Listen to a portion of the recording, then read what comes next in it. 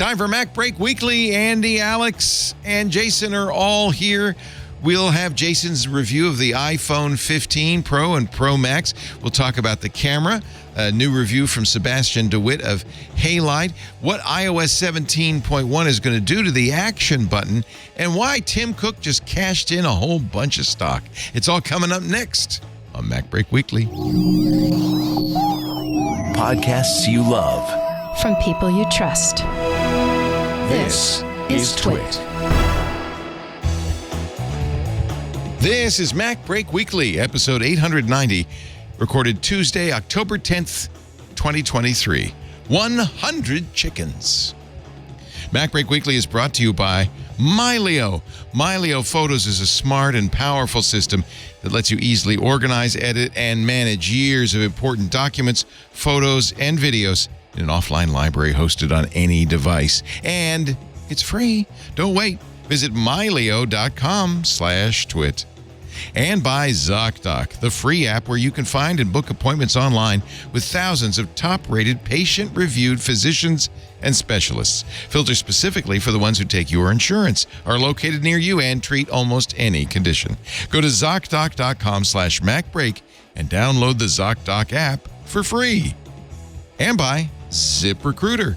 Good news, if you're hiring, you've got help. ZipRecruiter. ZipRecruiter works for you to find great candidates fast. Its smart technology identifies qualified candidates for you, and you can invite your top choices to apply. Try it for free at ZipRecruiter.com/MacBreak. It's time for MacBreak Weekly, the show where we cover the latest from Apple, of which there is nothing. But we will manufacture something, as Andy Anatko full well knows. Hello, Andrew. Yeah, the suffix to the phrase "we have no news today" is that okay? Everyone, get ready for a 3-hour-long show because we're just going to chat and have fun. Yeah, that's what happens. We don't need to rush to get to the next story. I can tell you about this weird squirrel I saw the other day with half a tail. Up next, comic book chat. Jason Snell, sixcolors.com. He has something to talk about his his iPhone 15 review. Yes, very late reviews happened. That's really great. Leo, there's always something to talk about in the Apple world. Always. And if not, then we will make it something to talk about. We will make things up. And from officehours.global, Alex Lindsay. Hello, Alex. Good morning. It's good to see you. Next week, I will be doing the show from Mom's Basement. I have ordered a green screen so I can take a picture of Mom's basement and not actually be in her basement, which will be nice. Okay. Going out to Rhode Island next week for a week to visit Mom, and I'll be doing that probably a little more. I'm going to set up, it was $30 on Amazon. It's not a good green screen. I'll show you just so you know, but I want to set up a little kind of permanent, it's a Jabutu. It's, when the Jabutu goes on, the name goes on, I just figured this would probably work for me. Just, it has a stand, it has C clamps in it. It's green. High quality polyester fiber material. Not prone to wrinkles. I have one if you want to test it. I have one too, but I don't want to carry it to Rhode Island. I have a very nice one from Elgato that's like, they have in schools where you open it up. Oh, yeah. But I'm not going to carry a 80-pound green screen to Rhode Island. So I'm shipping this to Mom's. And I'll set it up, and I'm going to leave it there along with a bunch of other stuff so that I don't have to. Yeah, that's my method. Yeah. That's Amazon. I tell my mom, look, there's an office chair. There's some boxes coming. Yeah. Bring it in, and when I'm down there, I'll unpack it. Yeah. Yep. That was always my dream of when we because when I go back and forth to Africa to our school, my dream was always to travel with a backpack. Like I got all my stuff in another place, and I got to do it once, and it was the most amazing thing ever. Like I don't need any. Yeah. I have my clothes and everything is all on the other side because I had a room there, and I had a little my dresser there in for a while, and so I could just travel. And I think I only did it actually once because I was always coming from somewhere else. It was like this is the life. It's just to be able to go to and just travel all over the world in a backpack. Do you think I should add this to my kit? Because I think it might be handy if I want to disappear. Oh, yeah. 100%. Yeah, that is that I wouldn't even say that's a kind of should have. That is only $12. $11 or $12. It's a green, for those who are listening, green gloves and a green hood. and then I could be the Invisible Man. It'd be. I think you'll use the hood more than the gloves, but I think you should get both. Wouldn't that be funny? All right, I'll send that to Mom too. Bye now. Well, no, that's great because when they'll solve so much trouble because when you're traveling, like what if like Mike or somebody is guest hosting? That way you can still travel and do the show, but they can superimpose the guest host's head upon yours. Me. Oh, good thinking. We'll maintain the status quo. See, once you have a procedure, once you have like a protocol set, it's more expensive to like revise the protocol than to simply make it work. Yeah, this will also make a good Halloween costume if I don't want to be seen. Yeah, it's every Halloween costume. That's beautiful. Yeah. I do have a serious question. I would very much like a 14-inch mini LED M3 MacBook Pro. Any shot that's going to be coming out in the next couple of weeks? Ooh, MacBook Pro, no shot. No shot. Yeah. No, because the M3 will come out first. Is the pattern. You think the 13-inch will be? You think it'll be the 13-inch first? Well, I mean, I think the 13-inch MacBook Pro is always a question mark because nobody understands why that product exists other than to hit a point on a price list. I don't want to buy it. Yeah. But yeah, I mean, the pattern thus far with 2 iterations in the Apple Silicon era is you start with the M series, the M1, M2, M3, and then the Pro and Max and Ultra, if it exists, variations come several months later. So I think if we get any M3 Max this year at all, they'll just be bare M3. And they would be, sometime in the next month or so. But it's going to be like an iMac or a Mac Mini or a MacBook Air, maybe. But I don't think there'll be Pros until maybe mid next year, spring, but maybe even later than that. Keep in mind, too, they're coming from the TSMC 3 nanometer is what everybody expects. It'll be on the new process that the iPhone chips are on. And if that's the case, that's a new line and it's just getting up to speed. And I think it's making as many iPhone chips as it can, and maybe it's making as many M3s as it can.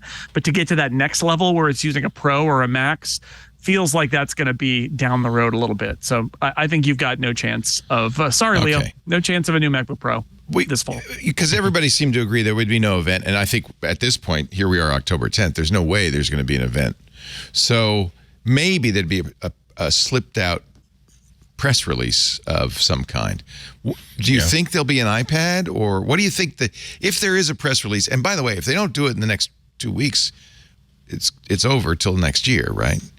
I mean, they've done things in November before. Really? But yeah, I think the sooner the better. Yeah, they would prefer not to, but it sometimes happens that stuff is stacked up and they do things. Is there an issue? You think with the yields and the 3 nanometer process, and that's part of the reason?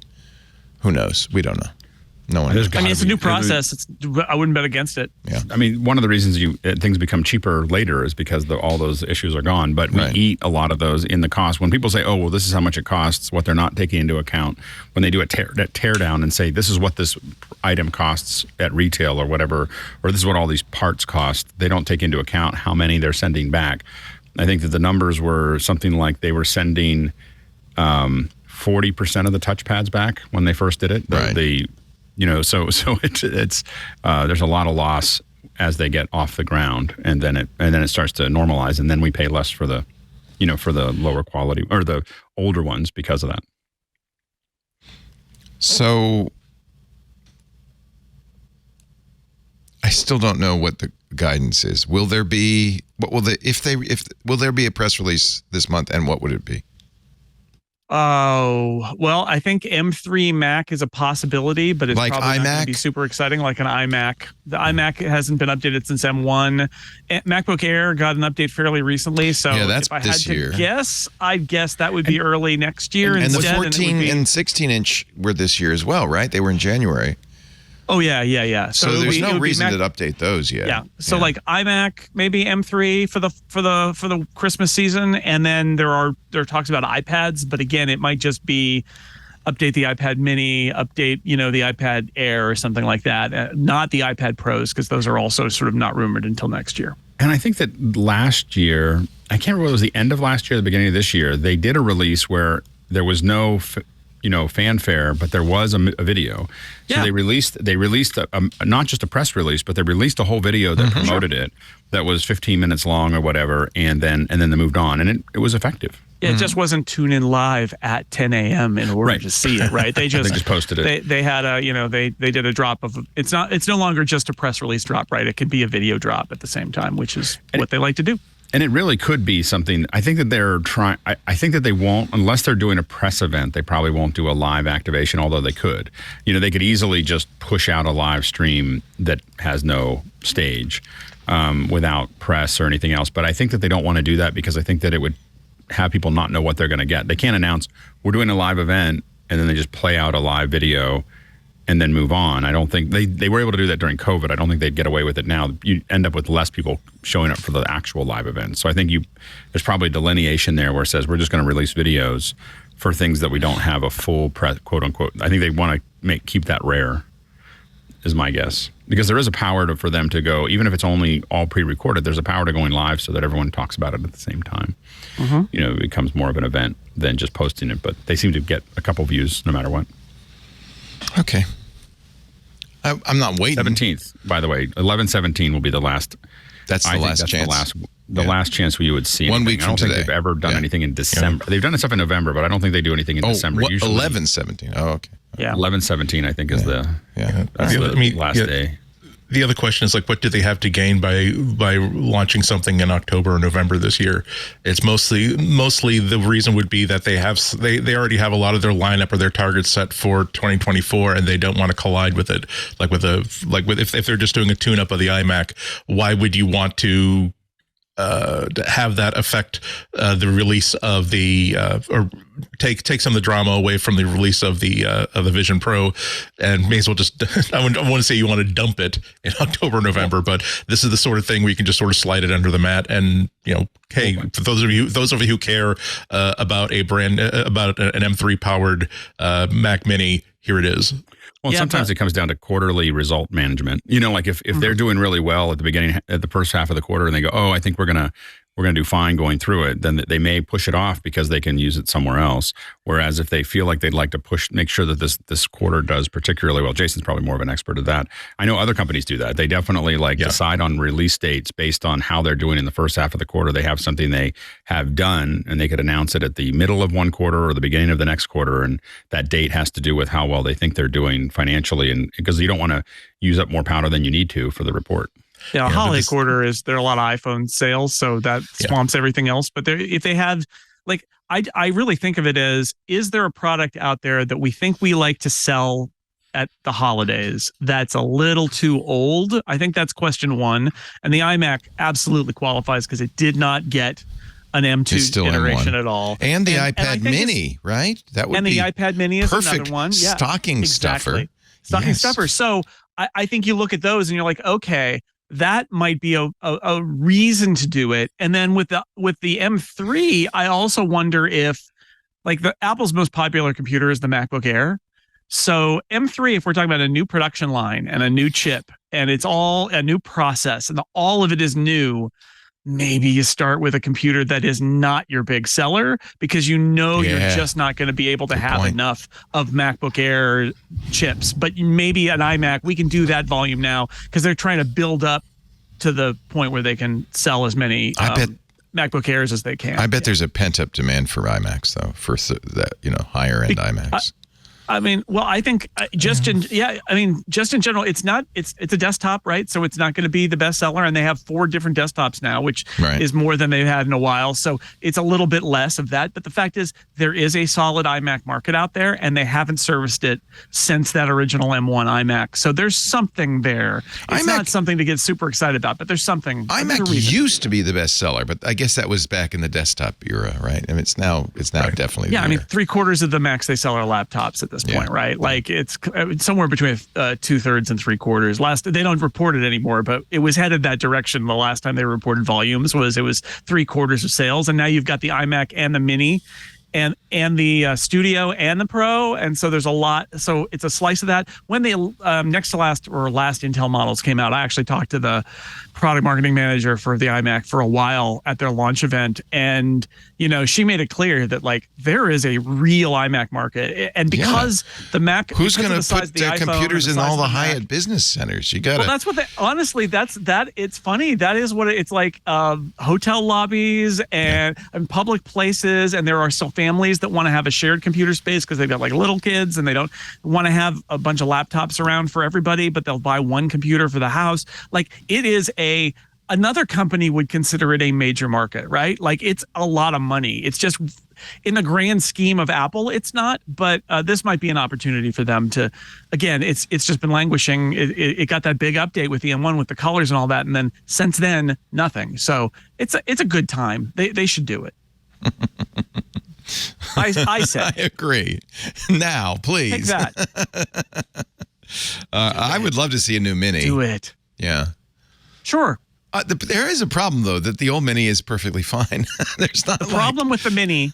The problem with the Mini is that the Mini now comes in a Pro M2 Pro configuration. Yeah. So the Mini probably wouldn't get updated until they've got an M3 Pro chip, so that they can put out both configurations, because they don't do those separately. Yeah. So that's not. I feel like what Macs only use the base model, and it's like, okay, it's the Air and the iMac, right? I think that's it. That only let you use the base model and that 13-inch Pro. So those are the buddies. So some, are all the buddies going to go, or probably not? Maybe it's just the iMac. Maybe it's that MacBook Pro 2 that nobody cares about. I don't know. Google kind of little shot across the bow last week with their Pixel announcement. They said 7 years of security updates and OS updates. We're gonna support this phone for 7 years. Now, Apple doesn't say how long they're going to support stuff, but they just cut with iOS 17 cut off the iPhone 8 and the 10s, I think. No, the 10. 10? 10s is still covered. 10s is still covered. So that's 5 years. Is Apple challenged? Has Google thrown down the gauntlet? No, Google has fixed one of the biggest holes in the leaking rowboat. Yes. Yeah, I mean, this is when they a couple of years ago they said, "Oh, very big deal. We have a really big deal. We're going to make sure that your phone will be supported for 2 years or 3 years for security updates." Meanwhile, Samsung was saying, "Yeah, we can outdo that by 1 or 2 years," and that's always been like one of the biggest fundamental problems with the Pixels as a platform, and actually with Android as a platform, not knowing how long you're going to get these updates for. And I don't see it as a big challenge. I don't see it as a challenge because Apple, I mean, they have an established track record on this. I mean, they didn't have to make an announcement of here's how long we're going to support every single thing. They basically made a covenant with all of its customers saying that we will support this hardware until the moment that Jesus calls your phone home. We will try to supply you with new updates for everything. Whereas, I mean, I thought that this announcement was one of the most important and nicest things that was announced last week. That, well, okay, great. So not only do they realize that there's a problem, but either because of the way they designed the hardware, now the way they've spent like 5 years redesigning how they can deploy and build and push out new updates for Android in general. They were able to make this promise, but so much was, it doesn't really mean anything. Remember all the times that Google has canceled messaging platforms. I'm like, okay, but they've said explicitly that if you buy this phone, we will give you this thing. That's part of the reason why you buy this phone. If they back out of it, that's a legal issue. That's not just mud on your face, but about when your 18th different messaging platform suddenly goes to the land of ghosts and winds 3 months after you announce it. Yeah, I agree. Although part of me wants to say that I would not set the odds very high. I mean, maybe over 50%, but not much higher than that on the fact that at 5 years, Google might be like, actually, we're going to give you a coupon and toward a purchase of a new one. Or they're going to do the thing where they're like, boy, I'll put it this way. I think they're really going to regret this.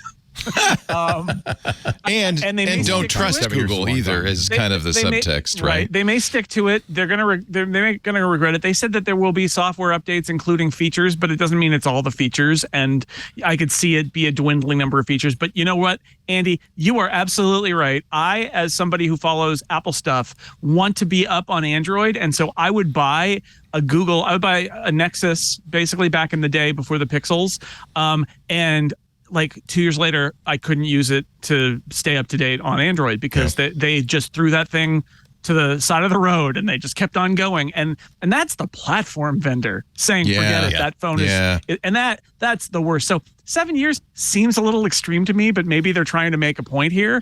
But it's great because you're right. Apple is essentially around 5, and we say 5, but the fact is Apple sells older phones for a while. And so the window of OS updates, if you're buying last year's model this year for a discount, is 1 year less. So I think Apple doesn't have a whole like planned obsolescence thing here. I don't think that's happening. Apple stands by their phones for quite a while. I think it's good enough. I think most phones don't get used for 7 years, right? Most. But, you know, so my father-in-law was visiting this weekend and he's using an iPad. I don't think it's an iPad. It's like an iPad 5th generation or something with a case. It's got a case on the front that looks like it's been through a war. And it was really a moment of like, I said, gonna get a new iPad? He says, I was thinking of getting a new case, but you know, this iPad is fine. No, exactly. And like, I bought him a case immediately. I was like, where can I even find a case for that iPad? But like, so saying 7 years, I don't know how many of these things are even going to be in service in 7 years. And I do think Google will probably say, wow, we overshot and kind of regret it. But the bigger point is not the 7 years or the 5 years or whatever. It's that I, as somebody who bought Google phones in the past, felt incredibly frustrated by the fact that 2 years later, the new OS wouldn't run on them so bad. And I am so happy for them that they have said, no, we're not going to do that to you anymore because it's about time. Well, and hopefully they stick with it. I mean, that the hard part is that, you know, it feels like outside of display, you know, their ad business, you know, everything's a hobby, you know, and it's just, you know, Apple talks about hobbies, but it feels like everything kind of stops and starts and everything else. And I think that's the biggest challenge for Google. I mean, I think YouTube is very stable. The ad business is very stable. The docs and mail system is very stable, but everything outside of those things is kind of like, well, we'll see while we go. Well, you but know, I think that was the whole point of that 7 years was to say. I know they say it, but they say a lot of things like that. Flag in the sand. I know. Can you trust him? In 7 years. I know. Yeah. Yeah. I think that's the problem. Is we've been. We'll told talk in 2040 or 30, whatever it is. Yeah. I do think that's anything can happen, but I think it's a bit of a leap to say I was looking for the weasel language, because one of the things they could have done, and maybe there is a little bit of weasel language here, because the thing about Google about Android updates is that it's not all done on the Apple model, where once a year we will give you the big dog and pony, boom, boom, boom. Hey, look, now you've got widget, boom, boom, boom. Hey, now the camera has this new mode, boom, boom, boom. A lot of it is Android 14 released alongside the flagship Pixel phone, but a lot of it can be actually deployed through the Google Play Store. There are modules that it's not only being able to update the camera app or update the Maps app, it's also there's core elements of the Android system that no matter what phone you have, so long as it has a connection to the Play Store, you can even have something that's running Android that's a year or two old that will still get brand new updates, brand new features, even though it's not compatible with Android 14. So part of the weasel language could be that, no, you can't get the Android 17 will not work on this 3-year-old or 4-year-old Pixel 8. However, you can still get that wonderful new functionality that we talked about during the keynote because it's part of a Play Store update. That's a weasel term, but it also explains that this is why it's sometimes it's an apples to oranges sort of thing.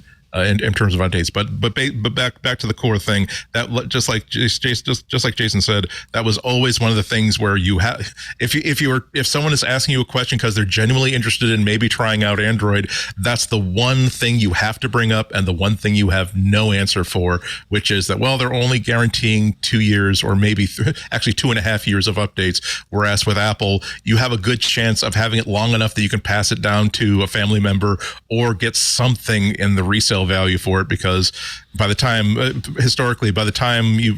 something gets out is old enough that you want to replace it, it's been obsoleted by Google, and nobody will buy it unless they know how to root it and install custom ROMs onto it. all the Apple people are going, ooh, now I want to take a shower talking about Android. Ew. Well, you should be showering, Apple people. What's wrong with you? Shower more often. You're not 14 years old anymore. Clean Axe it body up. spray is not a shower. It's covering up the stink with another stink. It up, please. We beg you.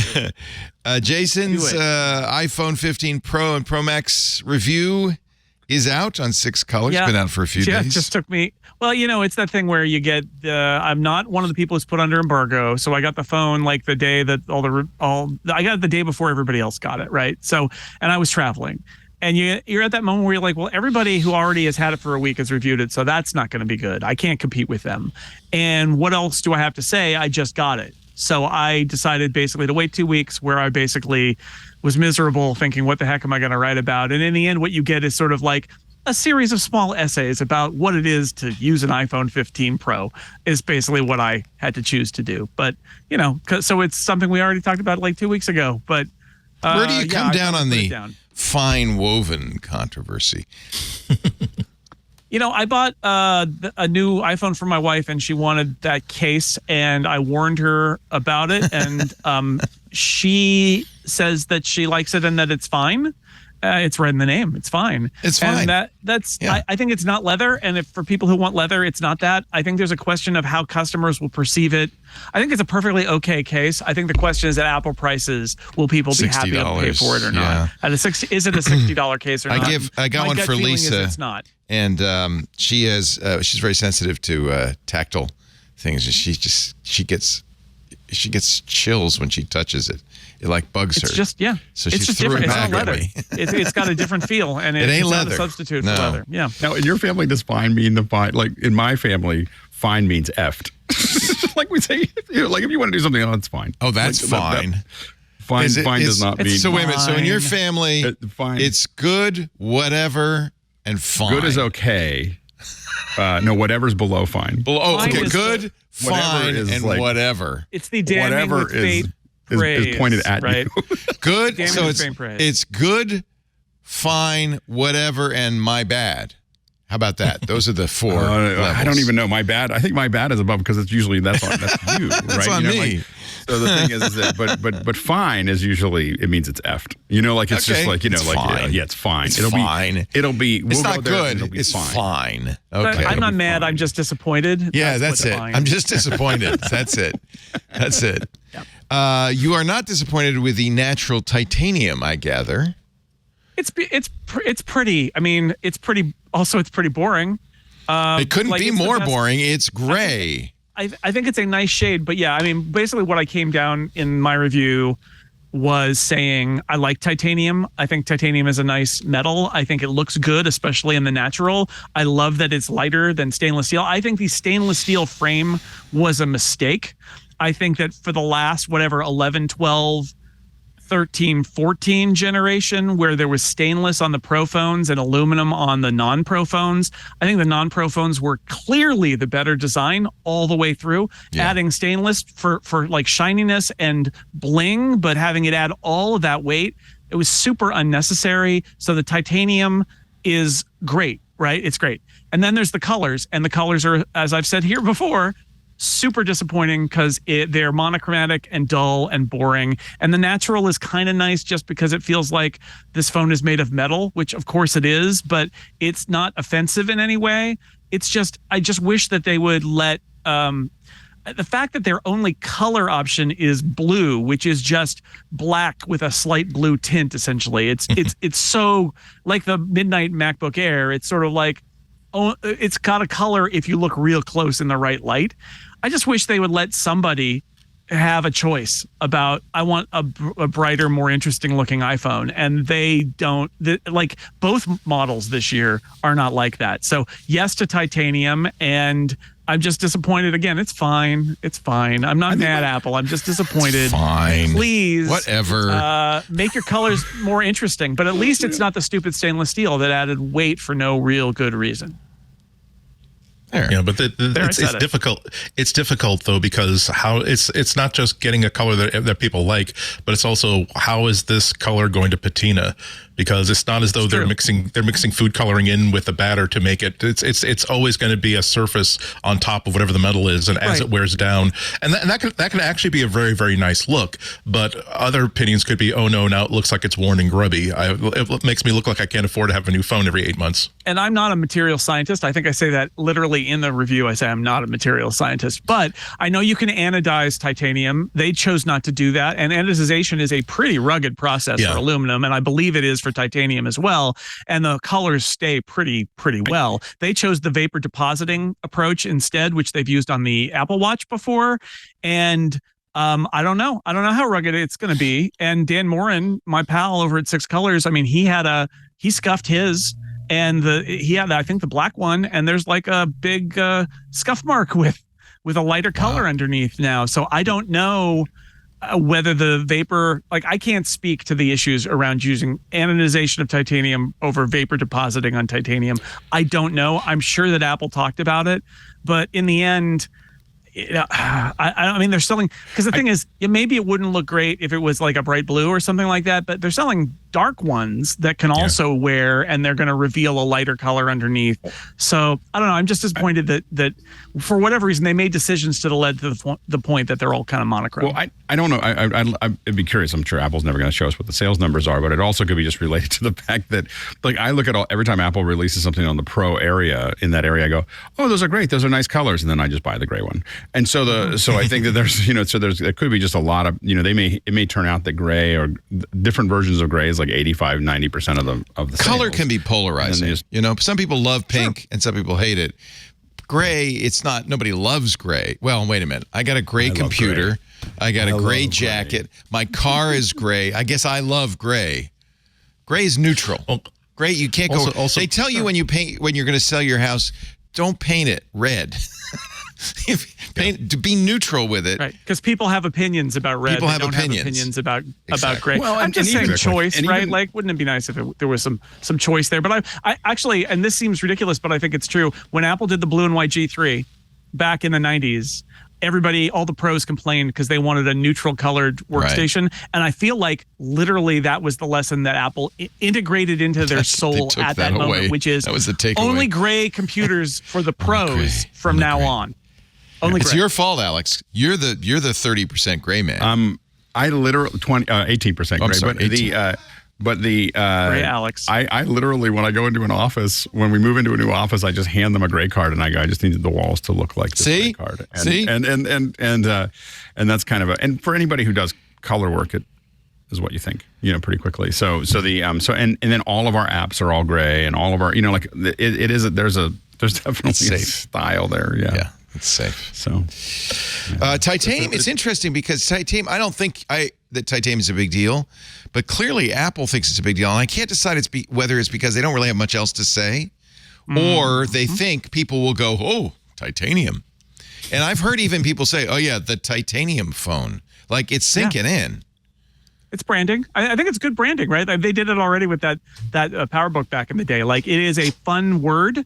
It's new. It's a new material. Yeah. And the fact is, we nerds can poo-poo it and say, like, the only element that really matters is silicon, and it's on the inside and the chips. So give me those chips. But the truth is, like, it's a consumer good. Some people care about the finish and I just spent time complaining about colors, right? People complain about the finish, or a particular metal, and they like the idea of it. I think it does sell their, like, it maybe feels a little bit lighter. I think that's part of the message, but clearly all the marketing is just like titanium. It came from space, and now we made a phone out of it. And from space. And it's, it is marketing, but also what isn't? Well, yeah, because I hate to be the one to point this out, but we're in space right now. We're all from space. We all came from space. Also in space. This is true. Good point. We're not from space. We're in space. We are space right now. Yeah, a planet. We is are stardust. Space. We are golden. Spaceship. It's just true. Yeah. Action button is the other unique and different feature, and I think the jury's still out whether that was an improvement over the silence switch. Out of curiosity, where is your action button set? What is the action? I think I said it last week. I'm on. I have a shortcut that does dictation. Oh, that's my right. You did say that. reminders list. Yeah. You're still there. But I'm huh? all in on it because Yeah. I feel like the number of wizards who could feel in their pocket exactly where the switch was positioned without flipping it back That's and true. forth to make sure That's is true. this tiny amount of people. Plus, surely that I'm not saying I'm the majority, but surely a lot of people are like me and they just left it in silent all the time. Right. And that's the it's a default, by wasted the piece way. of hardware then. If you don't change it, which probably 90% of people are not going to change it, then it is a silence button. I did what they did on iOS today, where they made a shortcuts folder that opens up, so I have a few Yeah, I other like that. actions. Yeah, it's a second step, and one of them is set silent. One of them is dictate, because I like your idea. I'm dictating to drafts.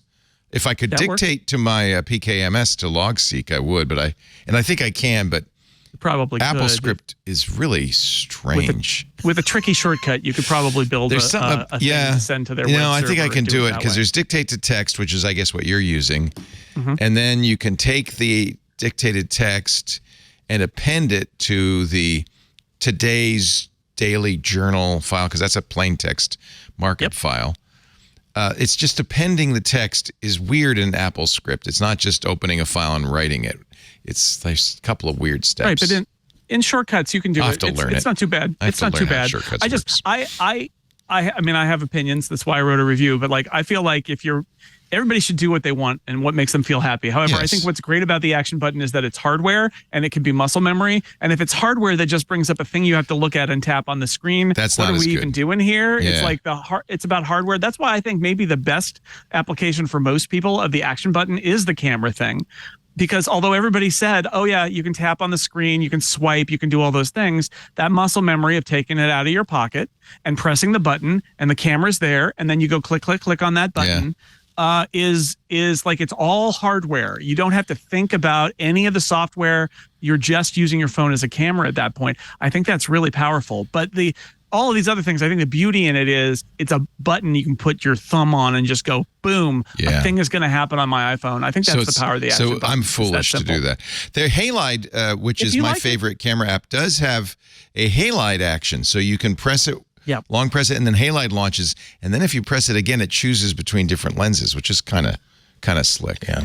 So Halide. So Yeah. apparently apps can be action switch aware. Action button It aware. seems like the trick is if your action button is that app and you're in that app, the app knows see it. that you're in that app. Yeah. So then it will do a thing that you determine to do in that app. So it's like it's not quite like apps can take it over. It's more like the app knows they can that see the it. action button It's an event. because it's the app that's the recipient of the action button. It knows that it got Right. pushed again Right. and can do something then. It's very clever. Interesting. Yeah, so I would love it to have a Pokemon Go. It would open Pokemon Go, and then if I press it again, it catches a Pokemon. There you go. Now we're talking. That's what I call action.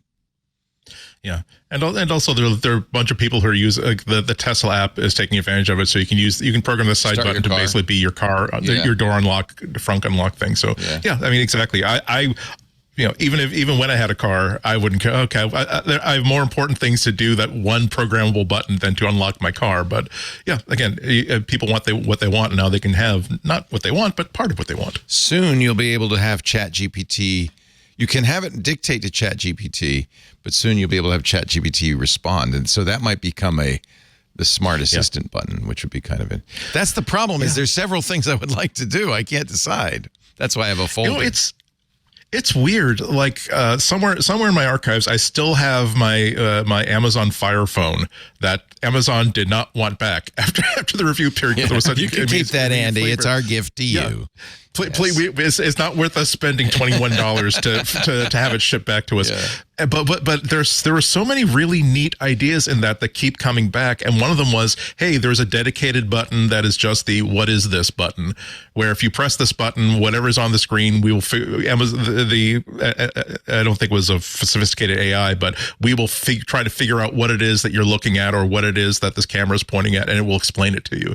And that's one of the most interesting things that custom button can do, particularly with ChatGPT, particularly if there are more apps like like Google Lens coming out there, because I mean, I got to tell you, this isn't the Android show, but one of the things I would love to see, like an iPhone, I'm basically since I'm testing, this is on my mind because now that there's a brand new version of iOS, I'm back on iPhone for the next like 2 or 3 weeks, like to get back immersiveness. And one of the things that I miss is still the ability to swipe up and then simply say, whatever it is on this screen, help me with it. And like, oh, there's a URL that I can't highlight, but highlight that for me and then take me that URL. Or hey, you see this address? Map this address for me. Or just tell me more about this picture. I think there's something more I want to know about it that's not in the article. And so yeah, that ability to simply say, not just in the domain of what you're looking at on the phone, but in the world, to say that go way beyond, hey, what does this restaurant sign say? Because it's in a language I don't understand. But simply to be able to say, hey, what kind of a tree is this? Or, ooh, there's this weird bug I just saw in my house. What kind of a bug is this? And what do I should I encourage more of them to come in, or should I try to herd them out? That sort of stuff. Yeah, there's a lot of potential there, and I hope that with AI is now is entering its second phase, where it's past the cool demo phase, and now people are actually trying to ask, well, what does it actually do for me, except for threaten my job? And this is one of the areas inside a mobile phone where it can absolutely be a big help to just about anybody. What are you putting your action button at? I'm leaning towards a shortcut right now. I've got it set up for basically what Jason has done, essentially capture ideas, capture information, and to basically put it inside notes or put it inside. So it becomes like a little personal voice recorder. I think that's kind of a nice way to do it, actually. Yeah, because especially because when you have an idea in your head, you need zero distractions to make sure it doesn't get knocked out of your head before you wake up the phone, launch the app, create a new note, categorize it. I don't know what it was. Right. So the ability to simply tap a button, speak, and then go on with your life without even looking at the screen, that's a pretty big win. This is actually big for drafts, because drafts lets you capture it and then later, at a later time, maybe at the end of the day, decide what to do with it, where to put it. And that's kind of a nice that's way great. to do that. And I heard, after we talked about this last week, I heard from some people who are like, well, why not just use Siri for that? And my answer is, first off, you have to make sure that the trigger works right. And like it's all what Andy said, which is it's more things that are in your way. And yeah, if I'm out for a run, I will talk to Siri and tell it to remind me to, and then the name of an idea, which is a weird construction. Yeah. But as Andy pointed out, the fewer steps in between you and your idea and getting it down, the better. So the action button, all you do is press the button and say, write about this thing, and let go, and done. And it's transcribed, put in my case, it's in reminders in a very specific list, but it could be any app that supports shortcuts. And it's not that you can't do it some other way. It's what Andy said, which is if you can remove as many impediments between you and getting it down, you're less likely to forget it or mess it up, or just the act of having to think like, how do I phrase this to get it to Siri can mess up your idea. And because your brain is processing it as like you're talking to another person, and it's not grammatically correct what you have to say. And I find myself stumbling on this perfectly clear idea I had just because I had to say, hey, dingus, remind me to, and then a story idea. Yeah, just to say nothing of the fact that the easier it is, the fewer steps there are, the more you'll actually start nailing down ideas, as opposed to, oh, I can't reach my phone right now. Okay, I'll remember that later. It really is the stupid ideas that you thought were not worth writing down, that 3 days later, when like you go, okay, I need to write something today. Oh, that's a great idea. Oh, like, and it was like, really? Like, what kind of a hat would a duck wear if it had to put the hat on itself? That really was a great idea. Like, oh no, seriously. Actually, it's a key part of the getting things done methodology as well, is to dump those ideas out as soon as possible into a trusted system. But our Discord has figured out, by the way, what kind of hat a duck would wear if it could wear a hat. Okay. The sunflower. see, again, flower. It's a flower. It's a that daisy. is adorable. The thought was like, what if the duck had to put the hat on Yeah, itself? see, this had And so a the- human assistance, and that's not. Yeah. See, so it would have to be something where they have to be able to like sort of duck underneath the hat. Oh. And I'm thinking that would be. Oh, sorry again. See, Yeah. no off Go- position. no off on a Exactly. genius Andy, switch, yeah. go tell your phone, The okay? brilliant ideas that get go- lost go- by the go wayside tell your phone. because I'm so genius that I don't even see them coming. I think the duck wouldn't want to duck under the hat because then it would look like a quack. We're going to, on that fine note, take a little break. And when we come back, best I could. iOS 17.1, which is coming, does change a little The effort, bit. the effort is appreciated. Yeah, Alex, it is. The effort is appreciated. There are there's Fine, a place of Alex. beauty and love. Fine. It was fine. This episode of MacBreak Weekly is brought to you by my latest find, which is absolutely awesome, Mylio, Mylio. They call it Mylio Photos, but really it's not just for photos, it's for documents too. It's digital information management done right. Maybe start with photos and videos. Think about that. We are all looking for ways to keep track of all of our photos in all of the places, not just on the computer, but on your phone, on Instagram, on Flickr. This is what Mylio does. It takes all of your photos, organizes them, makes it easy to edit them, makes it easy to find them because it has very sophisticated smart tagging. It finds people, so I pick, some people that I wanted to keep track of, and then it goes through all of my photos. I now have 200,000 photos. And by the way, I know those are unduplicated photos in Mylio because what I did is I imported from everywhere, including I did a Google Takeout, and it reads Google Takeout files natively. And then I said dedupe, and it has a very, very, very good deduplicator. So I know that each of those 200,000 plus photos in Mylio is unique. Now I have access to them everywhere, on my phone, on my desktop, and with the power of AI, those smart tags mean you don't have to search kind of aimlessly or scroll through images, whether you're looking for objects, activities, animals, plants, colors. It does it all automatically. It's really, really fantastic. And with the Mylio Photos Plus subscription, all your devices are connected in one library. Plus, you don't have to use a public cloud to back up your Mylio data. Mylio is not selling cloud storage. No, in fact, it's not even selling this. It's free. But Mylio Photos Plus will currently back up to Microsoft OneDrive, Google Drive, any S3 compatible cloud service, Backblaze B2 or Wasabi, or of course Amazon. I back it up to my Synology NAS. It works with lots of different NASs, which is nice because I am now, without putting all my photos in the cloud, I am now keeping them backed up and organized. Okay? This is really a great solution. That, by the way, does require Mylio Photos Plus. But I want you just, it's a free download to just put Mylio on your device, whether your computer or your mobile device, and start importing photos just so you can see what Mylio can do. And they're always adding new features. A bunch of new features just came out. And if you've been as my wife does, using Instagram as your photo album for years, it can import them all into Mylio. So you haven't lost them. They're there, and they will always be yours, no matter what happens to Insta. Don't wait. The solution to digital management exists. Mylio.com/twit. Please do yourself a favor. This is the solution I've been looking for ever since Picasso went away, really, which is more than a decade. Mylio.com/twit, and it's free. But you may want to take a look at Mylio Photos Plus for some additional features. Mylio Photos, free today on your computer or mobile device. Mylio.com/twit. Download it for free. Mylio.com/twit. And if you do want to put it on, it supports all the clouds.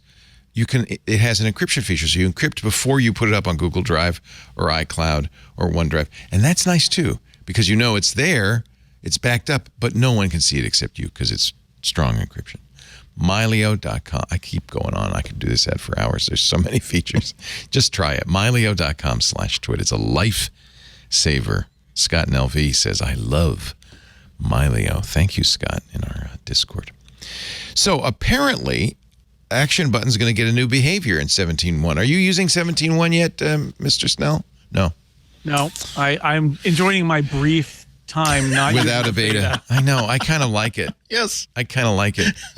Apple has Where every time something goes wrong, it's your fault. It's it's a tough time. It's a tough time. There is a public. I guess it's public. Maybe it's developers. Is it developers? Or is there public beta already? I think it is public because my phone, when I set it up, said, "Do you want to stay in the beta channel?" I said no. No. So 17.1, watchOS 10.1, tvOS 17.1, macOS 14.1, but 9 to 5 Mac found something in the third beta, which just came out of iOS 17.1. Apple is tweaking the Apple Action button on the iPhone 15 Pro. It detects when the phone's in your pocket using the proximity sensors. And if it is, then you'll have to press the button longer to trigger the action. This is to keep it, I guess they found some people, it was going off by accident in their pocket. So you have to press it a little bit longer. I feel like there's a lot of things that go on by accident on in my iPhone pocket. now. I know. No, Yeah. it's like it calls people. It does things really. I think Apple has leaned a little too far towards responsiveness, where I find I look down at I picked up my phone and somehow I'm calling the last person I called. Do you think or turning sometimes off a random person Siri would help? Maybe not. I don't think it's Siri that's doing it. I think it's some kind of like I'm touching some part of it, but accidental touches. But it just feels like it's like I don't. And the other thing that I've noticed in 17 is that I don't trust it as much to say the right words. Like I'm typing, I feel like there's I feel like I'm typing the same way, but I'm getting a lot more typos. Like it's not. It's attempt to write ahead of me is less successful than it was before.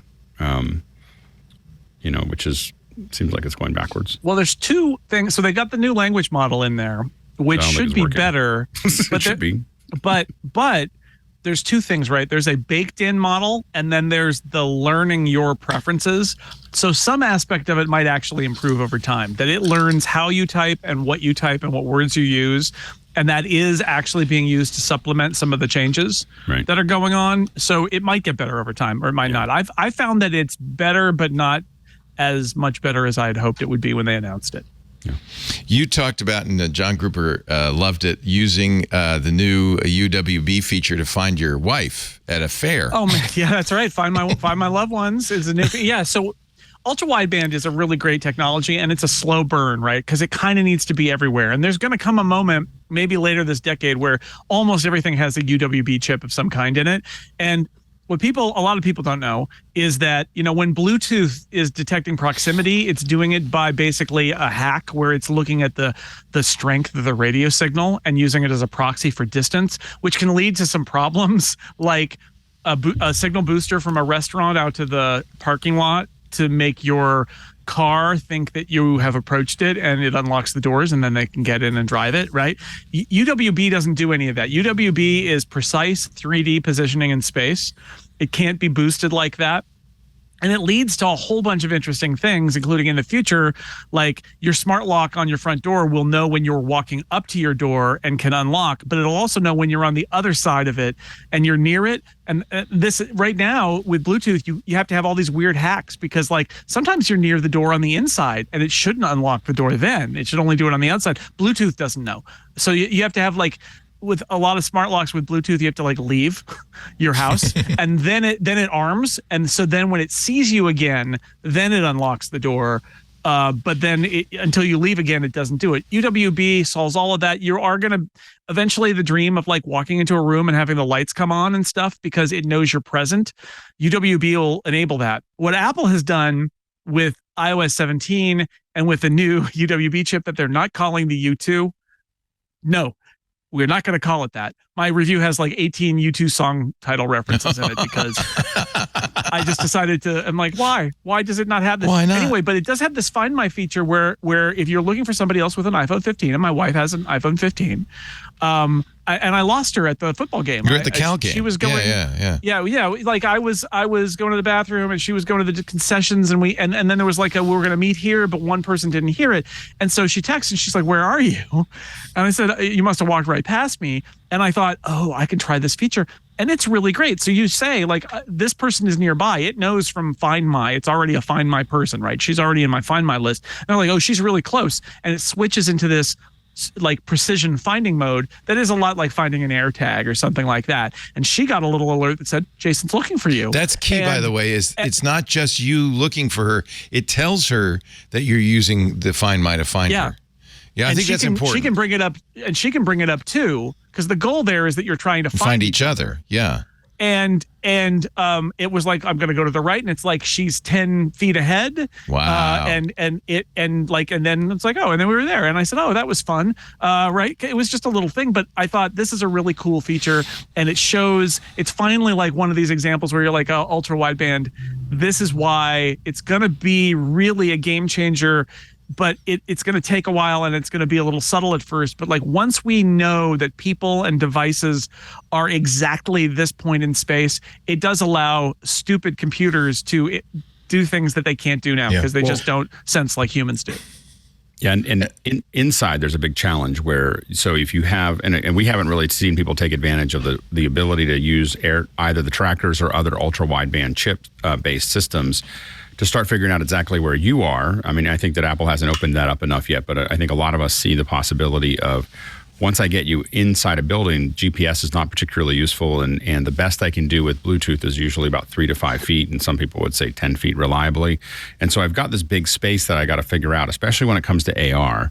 I got to figure out this big space that I can't quite get my arms around. And so if I can get you down to, I think that the ball that ultra wideband gets you down to is less than a foot in diameter. Once I do that, that gives me a very small search area. And if I use your phone, so if I point my phone out and I use that camera and I hash the location that I'm inside of, so I have key elements that are out there that I can look at, I can know exactly where you are to the millimeter, like to where your phone is to the millimeter. Because as soon as I see a little bit of that, because right now, a lot of the AR stuff, I mean, we see this persistence that Apple's talked about in the past, but it still has to kind of figure out where you are in the world. If this tells you if we know where you are in the world, and then we add this last little bit of tracking, it means that we can paint the walls whatever we want. We can give you directions to the restaurant that you want to go to, or to the restrooms, or to whatever you want to do. We can change the entire environment you're in. And those are really powerful with or without the vision stuff. Just with your phone, they can give you an entirely different experience. And where that, where you can do things like, you think of a Taylor Swift show or an Elton John show, being able to walk in and be in the lobby and know that there's an AR experience. You pick up your phone, you start looking around, and you see someone playing, or you see things happening all over it as you walk into something that you become part of. And those things are, and once you have a scan of the venue, or you've modeled it and put the correct hashes in, you can do that, but you need the ultra wideband to make it work. Like it's very, very hard to search a 10-foot radius and actually have enough information to do it in a reliably quick way. This is instant. No, this is. I mean, Jason. You put it exactly right. It's not the sort of thing that makes it to the top of the list in the event video, but it is such an enabling technology. It just the story that you told is exactly the sort of thing that makes people happy they upgraded their phone. Because they didn't buy it for this feature, but once they realize that, oh wait, there is a solution for this, and the solution really, really works well, that's when you realize that, oh, my old phone couldn't do that. I'm so happy that I stuck with the iPhone and bought and upgraded this year. And the number of things that can be done with it, like proximity is an obnoxious and very, very coarse sort of thing for Bluetooth to read. Like it's no good. It's no good for me to know that I was within proximity of this device or this person. If with this technology, it can do things like, again, with the consent of everybody involved. Like, no, I can actually tell the software, the hardware can actually tell that no, you two actually walked to become close to each other. You were facing each other, and you stayed facing each other for 2 or 3 feet apart for a good 15 to 20 minutes. it is therefore likely that you had a substantive conversation, and therefore, if again with the permission of all involved, if you're at a meeting or a conference and you want to simply remember, who was that person I talked to like 3 weeks ago? At that time, we talked about this. They weren't supposed to talk to me about this, but they definitely said that yes, I know a lot about that, and I'm vengeful. So yes, hit me up sometime later on. That that's the person I talked to. It's that sort of stuff, and yes, leave it to me to come up with a really, really creepy sort of surveillance-y sort of thing, as opposed to I was separated from my loved one, but I like that much better, to be honest with you. But okay. it's this idea that, I mean, when I said the computers and our devices are dumb, I mean, sensory wise, they are dumb, right? They're good cameras, but like they don't really know. And so we don't think about it a lot, but we've internalized this like proxy of radio attenuation as location awareness in devices. And it's not very good. And it's one of the reasons why a lot of times when we have to rely on that, we think this stupid thing doesn't know what it's doing, is because it's actually very cleverly trying to say, oh, the Bluetooth radio signal is weaker, so it must be further away. But it's a hack. It's not made for it. UWB is made for it. That was the whole point of it. And it does have, I'll give you another less creepy example maybe, which is there are a lot of cars that are pretty intelligent now, and sometimes you've got your key on your phone. It's all based on Bluetooth, but it's all going to UWB. And for example, if you're getting in a car and your loved one is getting in the car with you in the two front seats, and one of you opens the door before the other one. Right now, what most cars do is say, whoever had the stronger Bluetooth signal when they open the door is the driver. And if it's got a self-adjusting seat or seats, it'll do all of that. With UWB, it knows who's sitting in the driver's seat, right? And who's in the passenger seat. That would be And it can make huge. judgments based on it, right? And it's a little thing, right? It's little. No, but Lisa always once our gets in the car devices- first, and the car's all set up Exactly. wrong when I get it's set up for her. So and with 17, one of the features in iOS 17 is if you walk up to like a HomePod or something, it says, oh, you're by the HomePod. Would you like to transfer the music you're playing to the HomePod? Well, that's UWB. There's UWB in the HomePod Mini and the second generation HomePod. And so your phone, if you've got a UWB chip in it, which is since like the 12 or something, it knows that you're close to it. It isn't guessing based on Bluetooth that might be further away. It knows you're right by the HomePod, and it makes a difference because suddenly your device that you think is so smart, but actually about location is really stupid. Well, Suddenly, it's a classic. It's smart. This is a classic complaint is Bluetooth, inadvertent Bluetooth handoffs. There was a guy on Reddit this morning who said, every time I pull into the garage, every time my wife pulls into the garage, I'm in the living room. My phone takes over on her car, and she's suddenly hearing what I'm listening to. Leo, every time my wife, she leaves in the morning, but sometimes she works a little bit later. She pulls out of the driveway while I'm sitting at my desk in the garage, and my computer and all my devices go into do not disturb while driving. That's not what is happening. Yeah, but I'm just close enough somehow. We got to I'm fix just this. Close enough Yeah, maybe that my phone is UWB like, can fix You're this. driving now. I'm sitting in a Mac studio, people. I'm not driving, but it doesn't know. It's just dumb. It doesn't know. It's so great when you see like a company like Apple, who has the most creative and the most talented and smartest people. Like they get the top talent, and yet like they're either they or their management are so excited about a feature that they don't care that it doesn't work. Absolutely, that's going to drive people nuts 5% of the time. So also, it's not 6% of the time. But when you sell a billion devices, 5% of the time adds up. But I'm saying that like that's how we come to appreciate like when every single time the bane of all of our existences. I had the grave error of using an iPad like on a commuter rail train or Amtrak train, and it keeps asking me every 5 minutes, do you want to connect with this pair of headphones it just saw? Or I still remember the one of the funniest like engineering fails that was like totally. It was one of the first iPhones that I had. I had it in a car dock, and like it just kept screwing up like in the most random and weird ways, and I was getting more and more frustrated because it was, and of course you're driving, so I can't like take my hands off the wheel. I was on the highway, I couldn't pull over, I also couldn't take the hands off, so it just kept screwing up everything. And it wasn't until like I got home and like considered throwing it in a lake that I realized that Oh, it's the shake to undo feature. That's like, so every time I hit a bump, we think, oh, just undo the last thing that happened, which is, oh, so you don't want to navigate anymore. Yes, I do. I'm in Massachusetts. There are potholes. That's funny. That was enough to shake it, huh? Yeah, yeah, and I tried to turn off like shake to undo, and suddenly like it regained its senses. But yeah, but so when you see something like a new Bluetooth that says actually all the stuff like I want to be able to unlock the door when I approach it, okay, but it's going to screw up sometimes because we're just really trying to make this do something. It was real. Ask Bluetooth to connect to a pair of headphones because oh my God, it is really good at that. Don't make me the basis of your whole security system about how I detect who you are and where you are.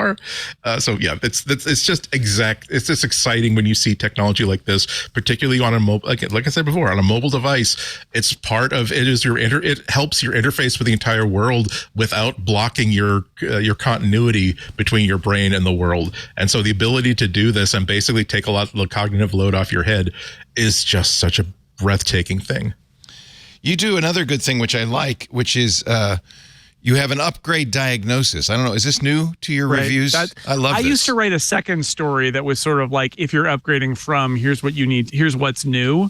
And I just decided at this point to just tack it on to the end of that story. So yeah, I did how fast is this phone compared to the 14 Pro, 13 Pro, 12 Pro, 11 Pro? And also sort of in the text basically said, all right, if you're coming from the 11 Pro, you'll get these features plus everything that, that's in the next section. If you're coming from the 12 Pro, you'll get these features.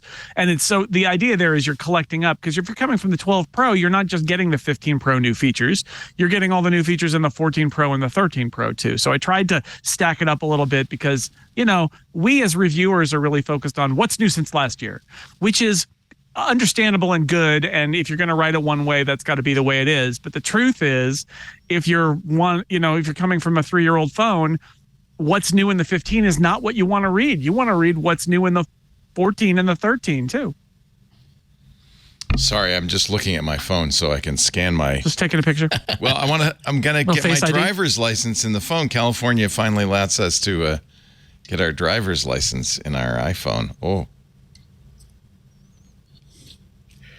It's doing a little face verification there. Yeah, it's to see if I'm alive.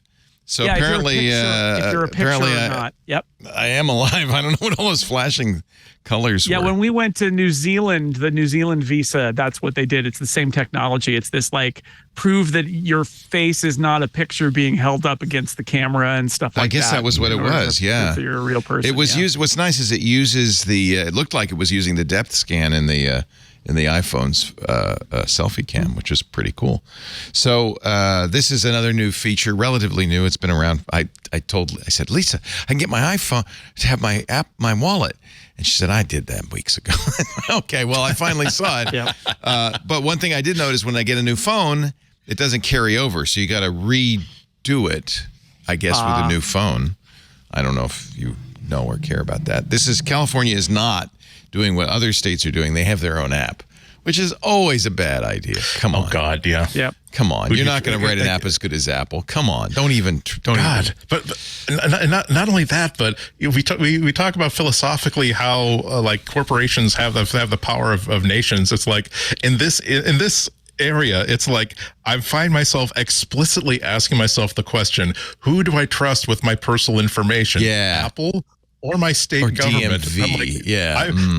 I have written the MBTA this summer. I trust Apple with my personal information more than I trust my state government. Well, and I think that's the problem. Is every time you sit in the DMV, it erodes your confidence. What you think is possible here. Yeah. So, well, anyway, I'm giving them my image, and we'll see. I guess a human then looks at it because you have to scan the front and the back of your card. Yeah, human you got to be looks approved, at it, and then it's going to and then be you can use it in very few places. Airports. Yeah,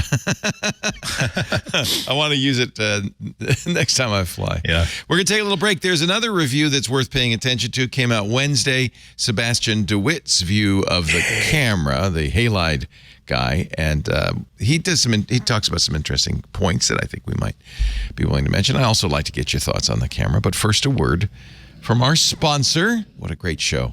It's always fun to join together. I look forward to Tuesdays because I'm going to see Jason and Andy and Alex. And me too. We're gonna get together have a good time. Our show today brought to you by ZocDoc. You know that feeling when you get the thing you've been looking for on the internet, the perfect thing you spend hours researching. You read all the reviews.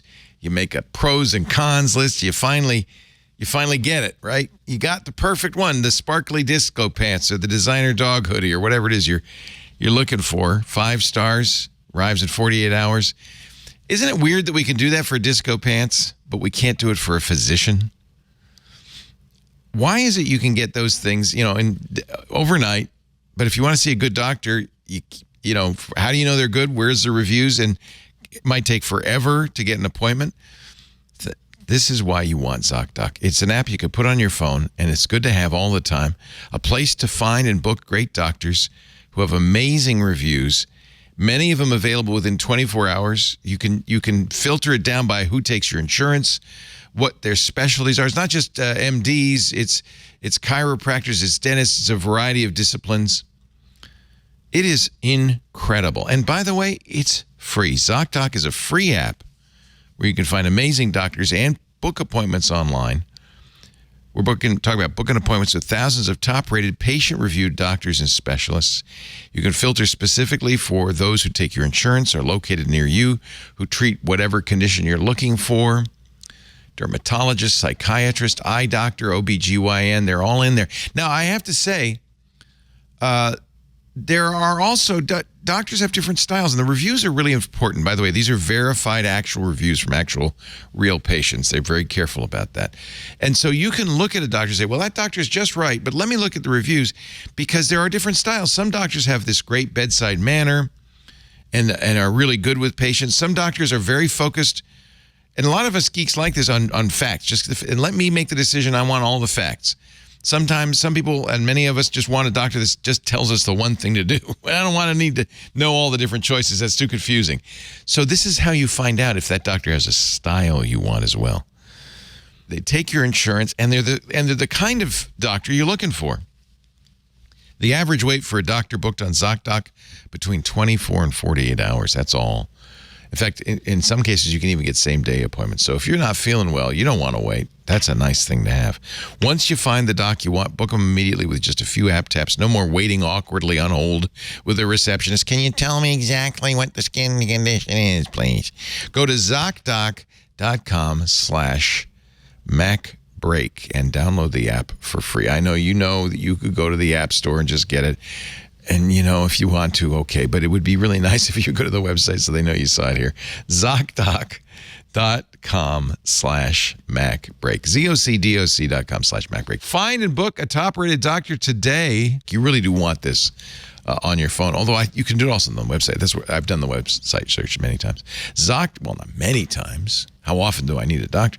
A few times. ZocDoc.com/MacBreak. When you need a doc, you want to find them fast, or her. ZocDoc.com/MacBreak. We thank them so much for their support of MacBreak Weekly. Always get excited when I see Sebastian DeWitt weighing in. By the way, they've really been good at immediate support for the iPhone 15 Pro Max with Halide. As I mentioned, the action buttons work with it.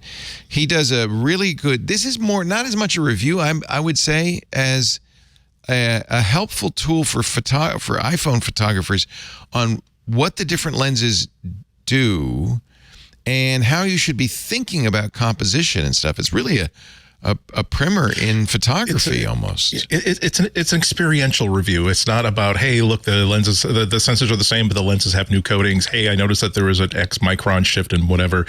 It's more like, you have someone who not only is a developer of what is the de facto official professional photography app for the iPhone, the most popular pocket camera in the entire world, but also an avid photographer themselves, and a very good photographer. By the way, I love his shots. And this is why this annual piece is so valuable, because it's not, hey, and I took some test shots here during a half hour of the sidewalk just outside my office. This is someone who has experience, who's going to carry this around and treat it like a real camera. It really does show in the work.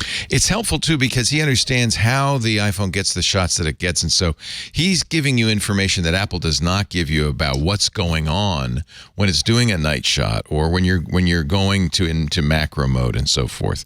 So night mode, for instance, combines pixels for higher light sensitivity, but you only get 12 megapixels no matter what format you're capturing it in. This is useful, right? Because now you know what you're going to get. He talks about ProRAW file sizes. I've been wondering, well, should I use the compressed, high efficiency formats, or should I use the native RAW format? What should I do? He also talks about the 5x telephoto and says you really have to think about what you're looking at to use it.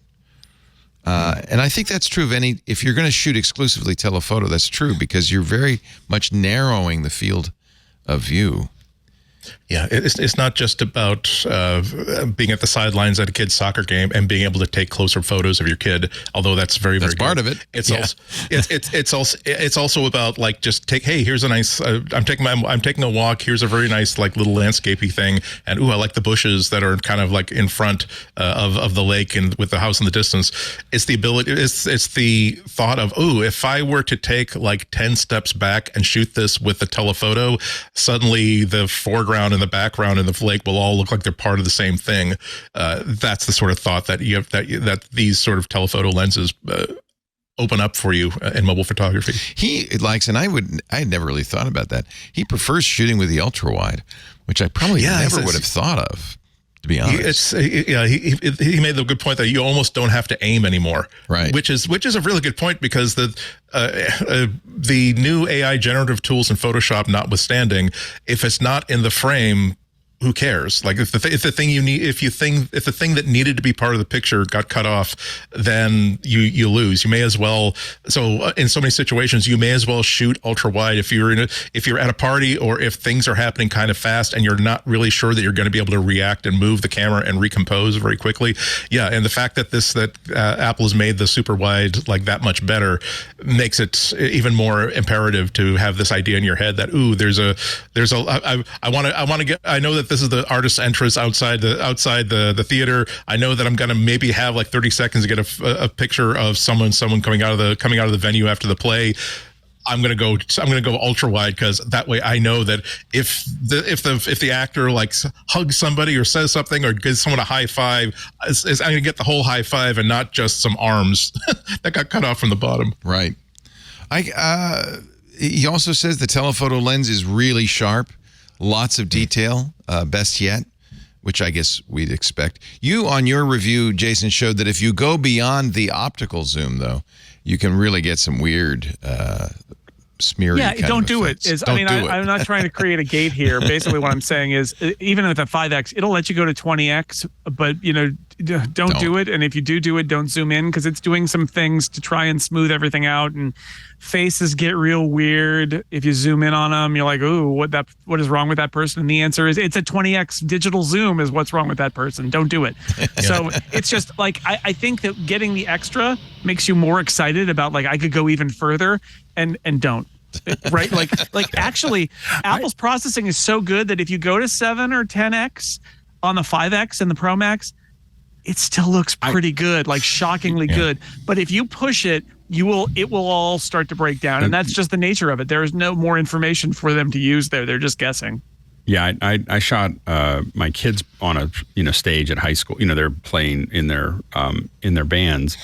And I shot at about 10X from a pretty far distance. And it was not as good as if I had been closer up, but it wasn't bad.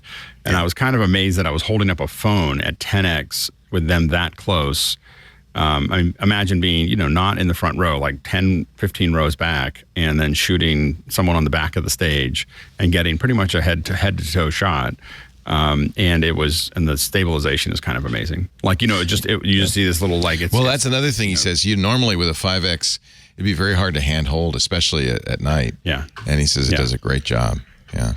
Yeah. Although he does caution that, that's another difference between if you're using telephoto.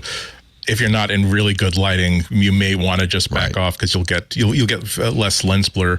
It's one of the hardest things for me to learn is because all of us in this conversation, we've been using digital cameras since like almost the very beginning. And so one of the hardest things for me to unlearn was it's okay to use digital zoom because the computational photography modes in iPhones and other like super high flagship cameras, it's going to be better than simply shooting with the normal lens and then blowing it up in Photoshop or blowing it up in whatever the image editor is, because you can practically go 2x without really it costing you a whole lot, given that you're already shooting with a camera with a phone camera anyway. But yeah, ISO is the other thing to learn. But yeah, that's the sort of thing where don't be afraid to test out the digital zoom. Although it's an app like Halide is really nice to be able to say that, hey, I don't want you to ever use digital zoom. I'm a connoisseur. Just lock me into whatever the natural focal lengths are. I have been accepted. The state of California has allowed me to join them in the state, and I have a driver's license in the phone now.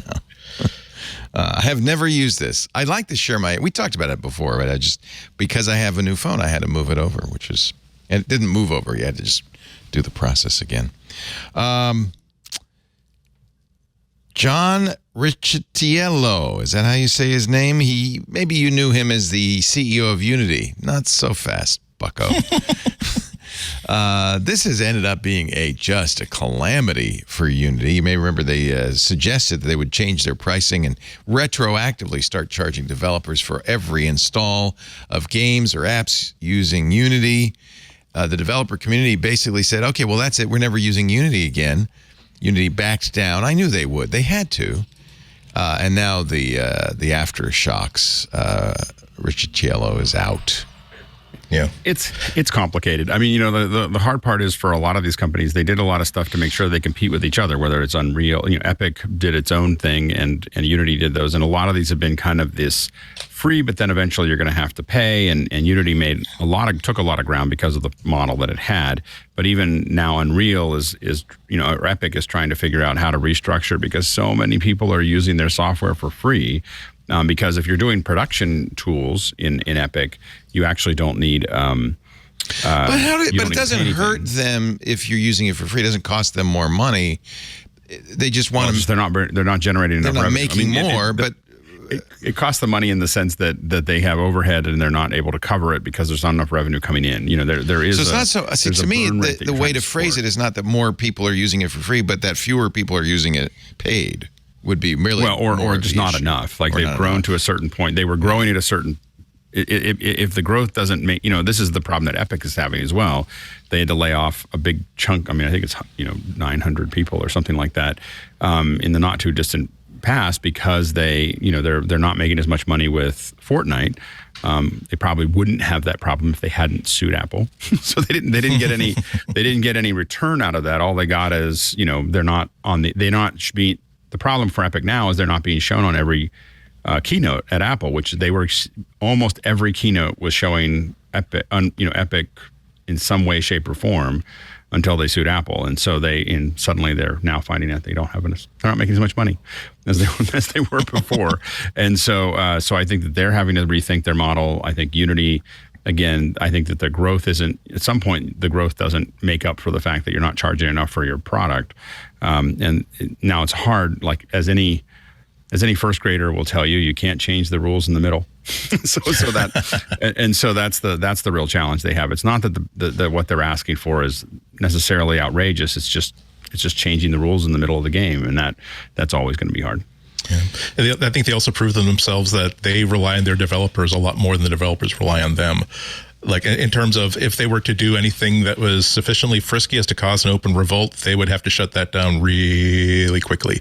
It's not as fluid as I think the developers made it sound. I mean, it's not as easy just to move. I mean, a lot of developers said, well, we're just going to go somewhere else. But where is the problem? That in the past. Yeah. Well, someone who's tried that in the past, it's kind of like, yeah, a lot of people opened up GitHub pages with their own engine, but that takes years. You can't. I mean, Apple is partnering with Unity. Apple is the largest company in the world, and they're partnering with Unity instead of building their own, Right. solution.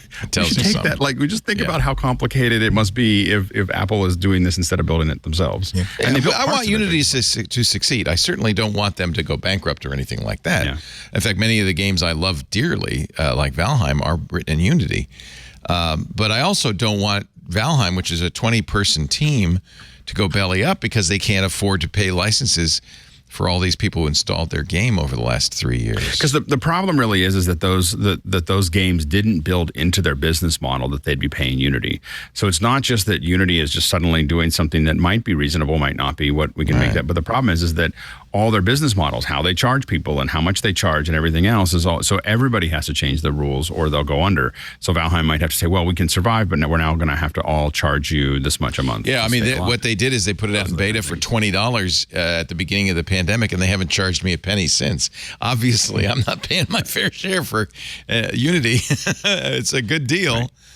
Epic had to fire a bunch of people, and it's funny because Epic made so much money on Fortnite. Tim Sweeney, their CEO, made $7 billion the year Fortnite was released. But they're now in tough straits and have fired, I think, like 16%. Well, and again, is that because of Unreal Engine? Well, it's definitely part of it. I mean, again, Epic was getting this pump from Apple every keynote.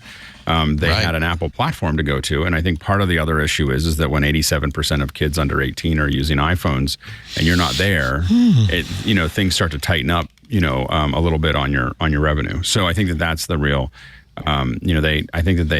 I understand why Epic took Apple to court because they want to build a platform and sell products. They want to sell into the metaverse, so to speak.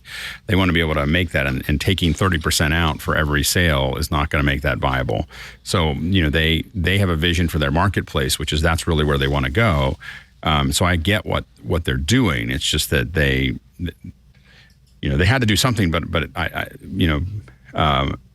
biting the hand that was feeding them a lot might have not have been the best outcome there. Yeah, Epic cut 830 jobs.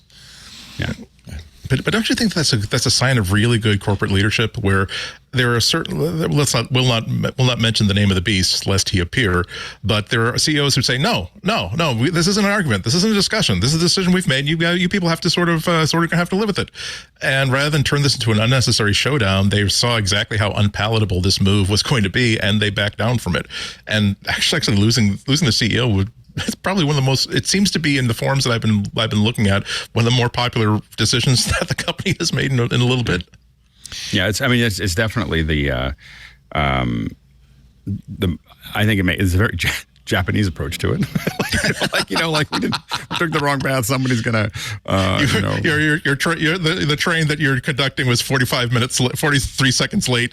I think you know what to do. Yeah. So Riccitiello, who was actually a bit of a lightning rod at Unity, retired effective immediately, scuttled away. They're replacing him with somebody else who, unlike Riccitiello, has no experience in the gaming industry. Jim Whitehurst, you may know that name, former CEO of Red Hat. He then, of course, with the acquisition of Red Hat by IBM, became president of IBM. He retired or left IBM in 2021, so he's going to take over Unity. No gaming experience. He'd worked at Delta. I think he's interim, right? He's just there interim. I think he's just the interim CEO that's just there to keep the. I think that they felt that immediate action was required, but they don't have the right replacement yet because you bring some. It feels like you have to bring someone in from the outside.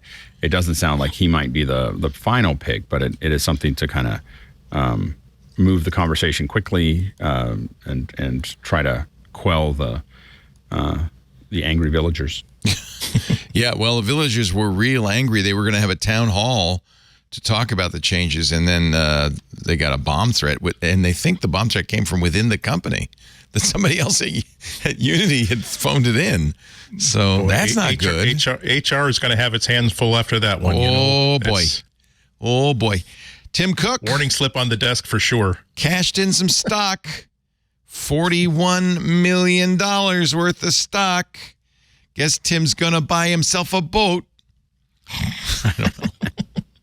Yeah, I think that it's interesting when people sell off. I mean, it's a very tiny number for Tim Cook. I don't think it's that big of a number for him, but I think that other CEOs, have a regular schedule, and I think that really makes a lot of sense. Is to not to create a lot of people talking about it. I think that, like, for instance, I think Mark Benioff gets a certain amount every week. Like, he just has, he sells off a certain amount of stock every week, and it never changes, and it's just constantly, pulling that out, and I think that makes a lot more sense than doing it in spurts. I don't know. If I'm the SEC, I'm going to say, hey, you cashed in $750 million 2 years ago.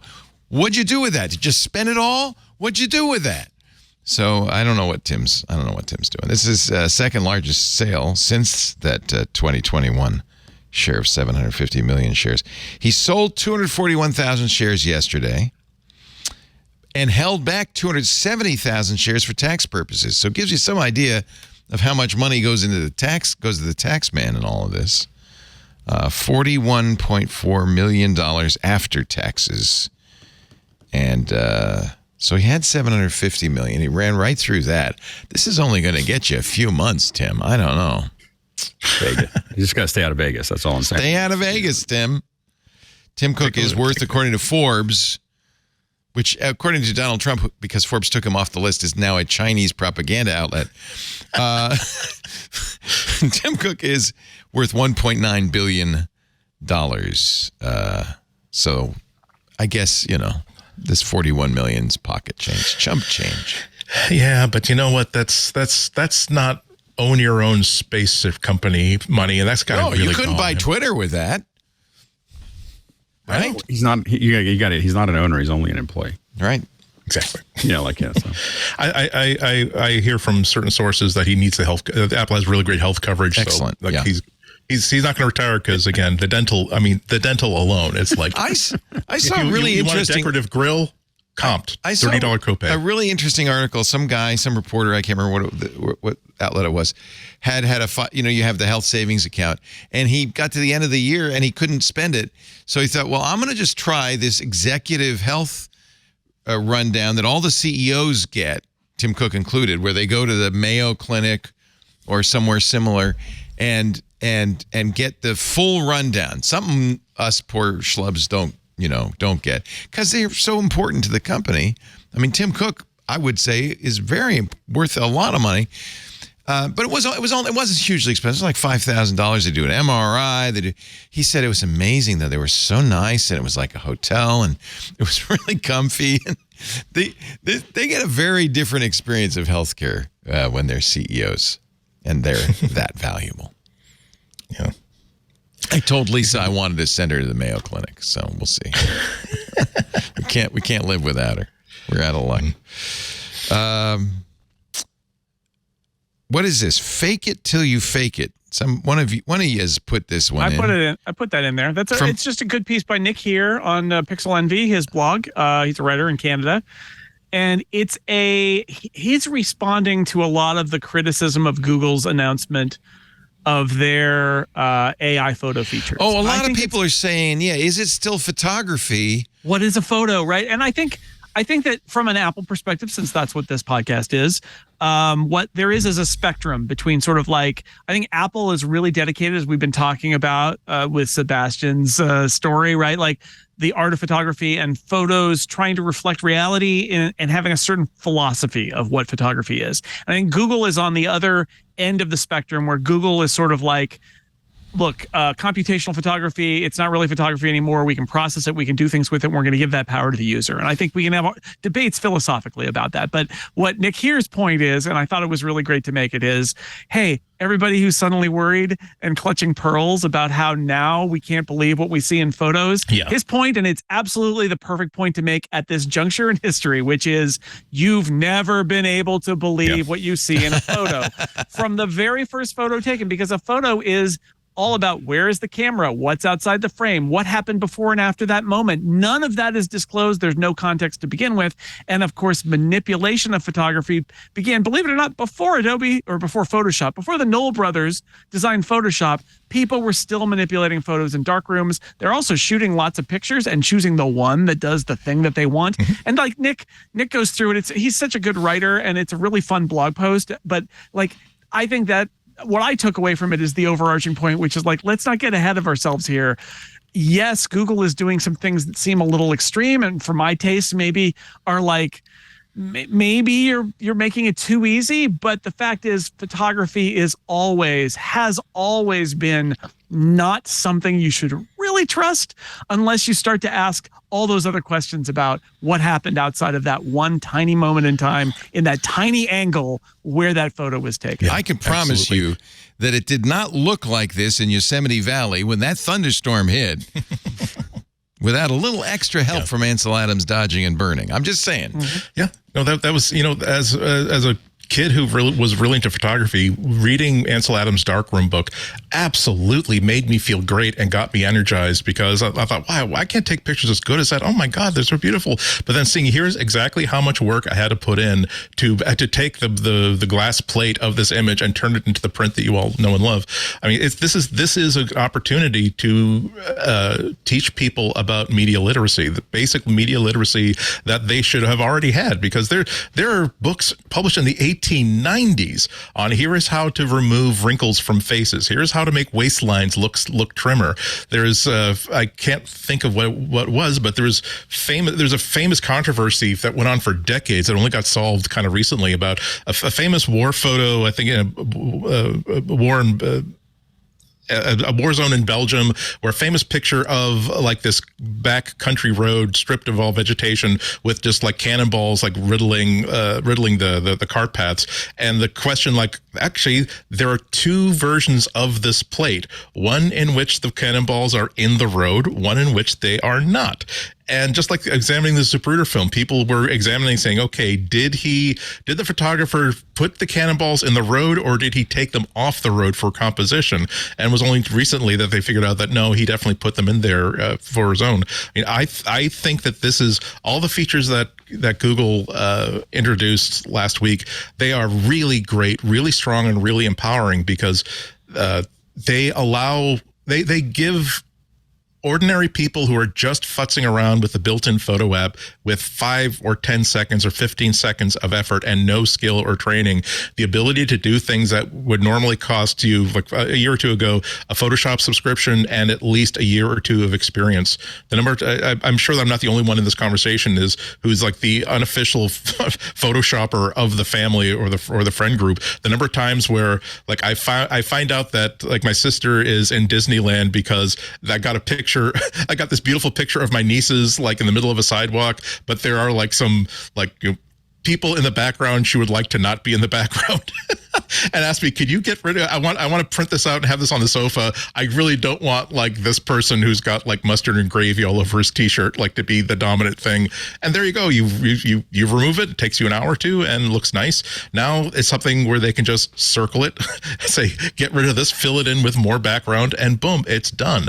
That's empowering. That's exactly what technology ideally is meant to do. Give power to people who do not have power and sort of make it not so consolidated in the hands of just a few.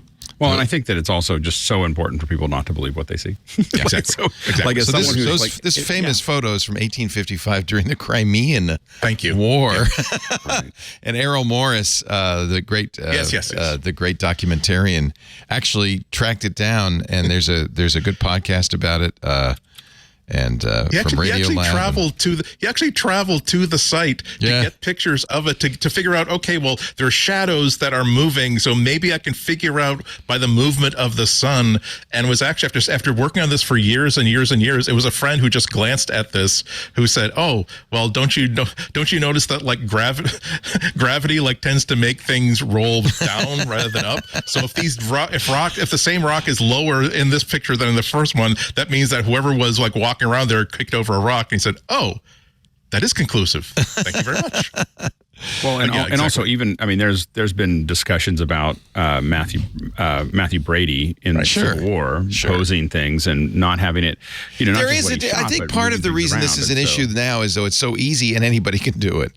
Well, that's so important. It's so important that everybody can do it because then they understand that they shouldn't be looking at these things and thinking that that's proof of something that we don't know what happened until we see it from a couple different angles, that we get it, we see, multiple reports on it, but saying that this photo or this audio sample. We've been doing a little bit of work with rebuilding, there's a glitch in a record or there's something else, like can we rebuild that little section with AI, and it works so well that it's frightening, that it just kind of, we forget that it's there, and so I think that is, I think that it's really, really powerful, and I think people do need to know that it's easy. We've been doing it for a long time, not just photo manipulation, but you have a protest. I mean, I've worked on shows where we expected 300 people and 50 people showed up, and you know what that means? Put the camera on a riser. We're going to put the camera on a riser, and we're going to point down, and we're going to make sure that you don't see the empty room that we thought we were going to fill. And that is not I'm not manipulating the photo, but I am manipulating the situation. And those are things that are super common, that happen all the time. And so it's really important to for people to understand that they should look at everything through kind of this filter of I need more information to understand what happened. Yeah. The only area in which it kind of worries me, and I'm not just talking about these phone features, but broadly, is when you're talking about photographs that are being entered into evidence, and the ability, the potential for a defense lawyer to basically introduce an element of doubt. There's so many cases that hinge upon, hey, we've got security footage, and here's where you see that the defendant was clearly approaching the car with a gun in their hand, and it doesn't look super clear, but yeah, it looks like they got a gun in their hand. But what if the photo has been taken in such a way that you can't get back whatever the original un-AI processed version of that image is, and you can say, yeah, it looks like a gun, but maybe the AI try to figure out, I need to clarify what this person is holding. It's in the shape of a gun, so I'm going to not put a specific gun in their hand, but I'm going to sharpen it with the idea that it should be looking like this. There was a court case a couple years ago where really reaching sort of attempt to discredit a photo where someone had I think the prosecutor had their iPad plugged into the overhead the digital projector in the room, and just basically pinched and zoomed to basically zoom out to give you, it says focus on what it was, and so I think the defense had to say, oh well, we don't know, like as we all know, the iPad the Apple is actually adding more detail to there, so we don't know what those pixels actually are. And you have to step in and say, no, here's how it does not add pixels. It simply makes these pixels kind of bigger. That's why they're I think that most defendants deserve to call into question every piece of evidence. And you have to see it. You have to triangulate it. That's why I think there should be a chain of evidence for it's not a fair But as fight. Nick here points out in this great Pixel MV post, Samsung has a feature that gives you perfect moon photos. Yeah. And they are adding pixels. They are adding pixels, yeah. And I think that'll keep on happening. And I think that the issue is that, photos have never been, even eyewitnesses, do not have a clear, oftentimes adrenaline and a lot of other things change what they actually think happened. And so that's why it's so important that we have a lot of different, corroborating evidence that ties into those things. And so that photo by itself shouldn't be the only thing that we look at, and it shouldn't even have a heavier weight than all the other things, because when a defendant is charged with something and the prosecution is coming down on them, it's generally not a fair fight. So for 99% of the defendants out there, the prosecution has the home field advantage because they've got a lot more money, and so they so we have to understand that it is important that we call into question, probably more important that we call into question all that evidence than to assume that it's correct. Absolutely. There's also the CSI effect, where you have people on the jury box who have watched a lot of CSI, a lot of procedural crime shows. So if a prosecutor says, "Oh well, we basically told our computer to zoom in and enhance, so we're using technology that wouldn't have been available 20 years ago, and that's how we see this clear picture of this."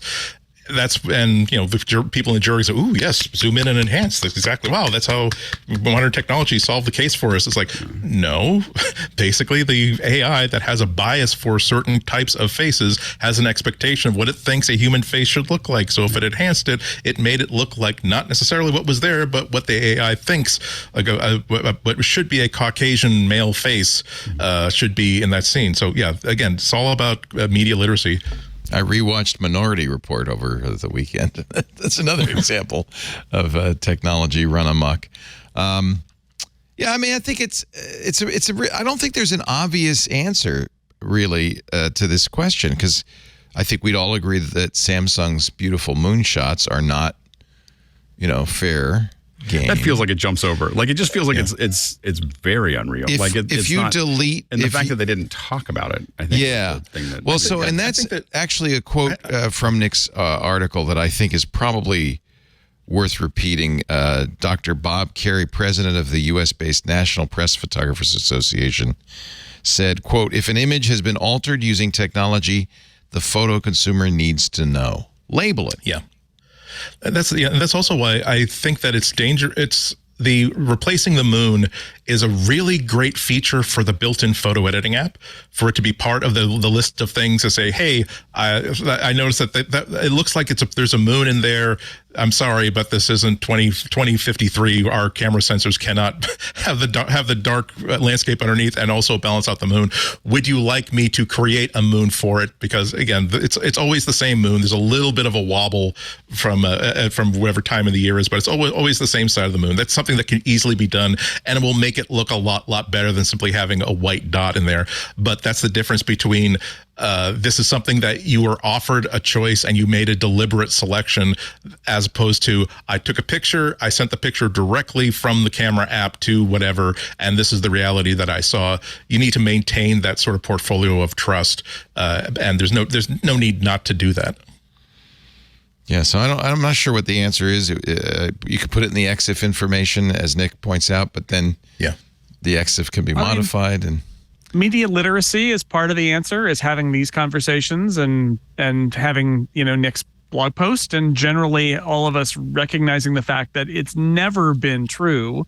It's just easier now to make it even less of a reflection of reality. Right. And being aware of that and not saying, I can't believe this. Right. I mean, media literacy is the answer to a lot of problems that we have in society, where you've got to look at something and say, I don't know if this is real or not. It's like a big step, but it helps if you do that. And it's like, I'm not against photo editing. There's a poster on the wall in my house, framed, a picture of my kids at Trafalgar Square on one of the lions. And when I got home, the fact was I had a shot where my daughter looked great and a shot where my son looked great, and they weren't the same shot. And I ended up in Photoshop putting them together and using part of a third shot in order to cover something else that had changed between the two shots. And I don't think anybody can tell, and it's on my wall. And I know, I'm also sort of depicting, and that's the thing about the face replacement that Google is doing. It's depicting a moment in time, right? It really is, because every pose that's being made when you're taking a picture, that is already artificial because you're posing. And it's sort of like the whole purpose of it is to get a nice picture. Like, I'm okay with making that easier. In fact, at some point, what it's going to do is it's going to do a capture of every frame possible during that moment, and then just kind of go through and assemble it for you. Well, that's now you have to do it like this. I mean, what I do is I sit there and I go, okay, everybody smile, and I take 100 exactly, right. And I just take this time frame, and then I just go back and find all the ones that are there, and this is just doing that a lot faster. No, that is the sort of thing that will sell a phone.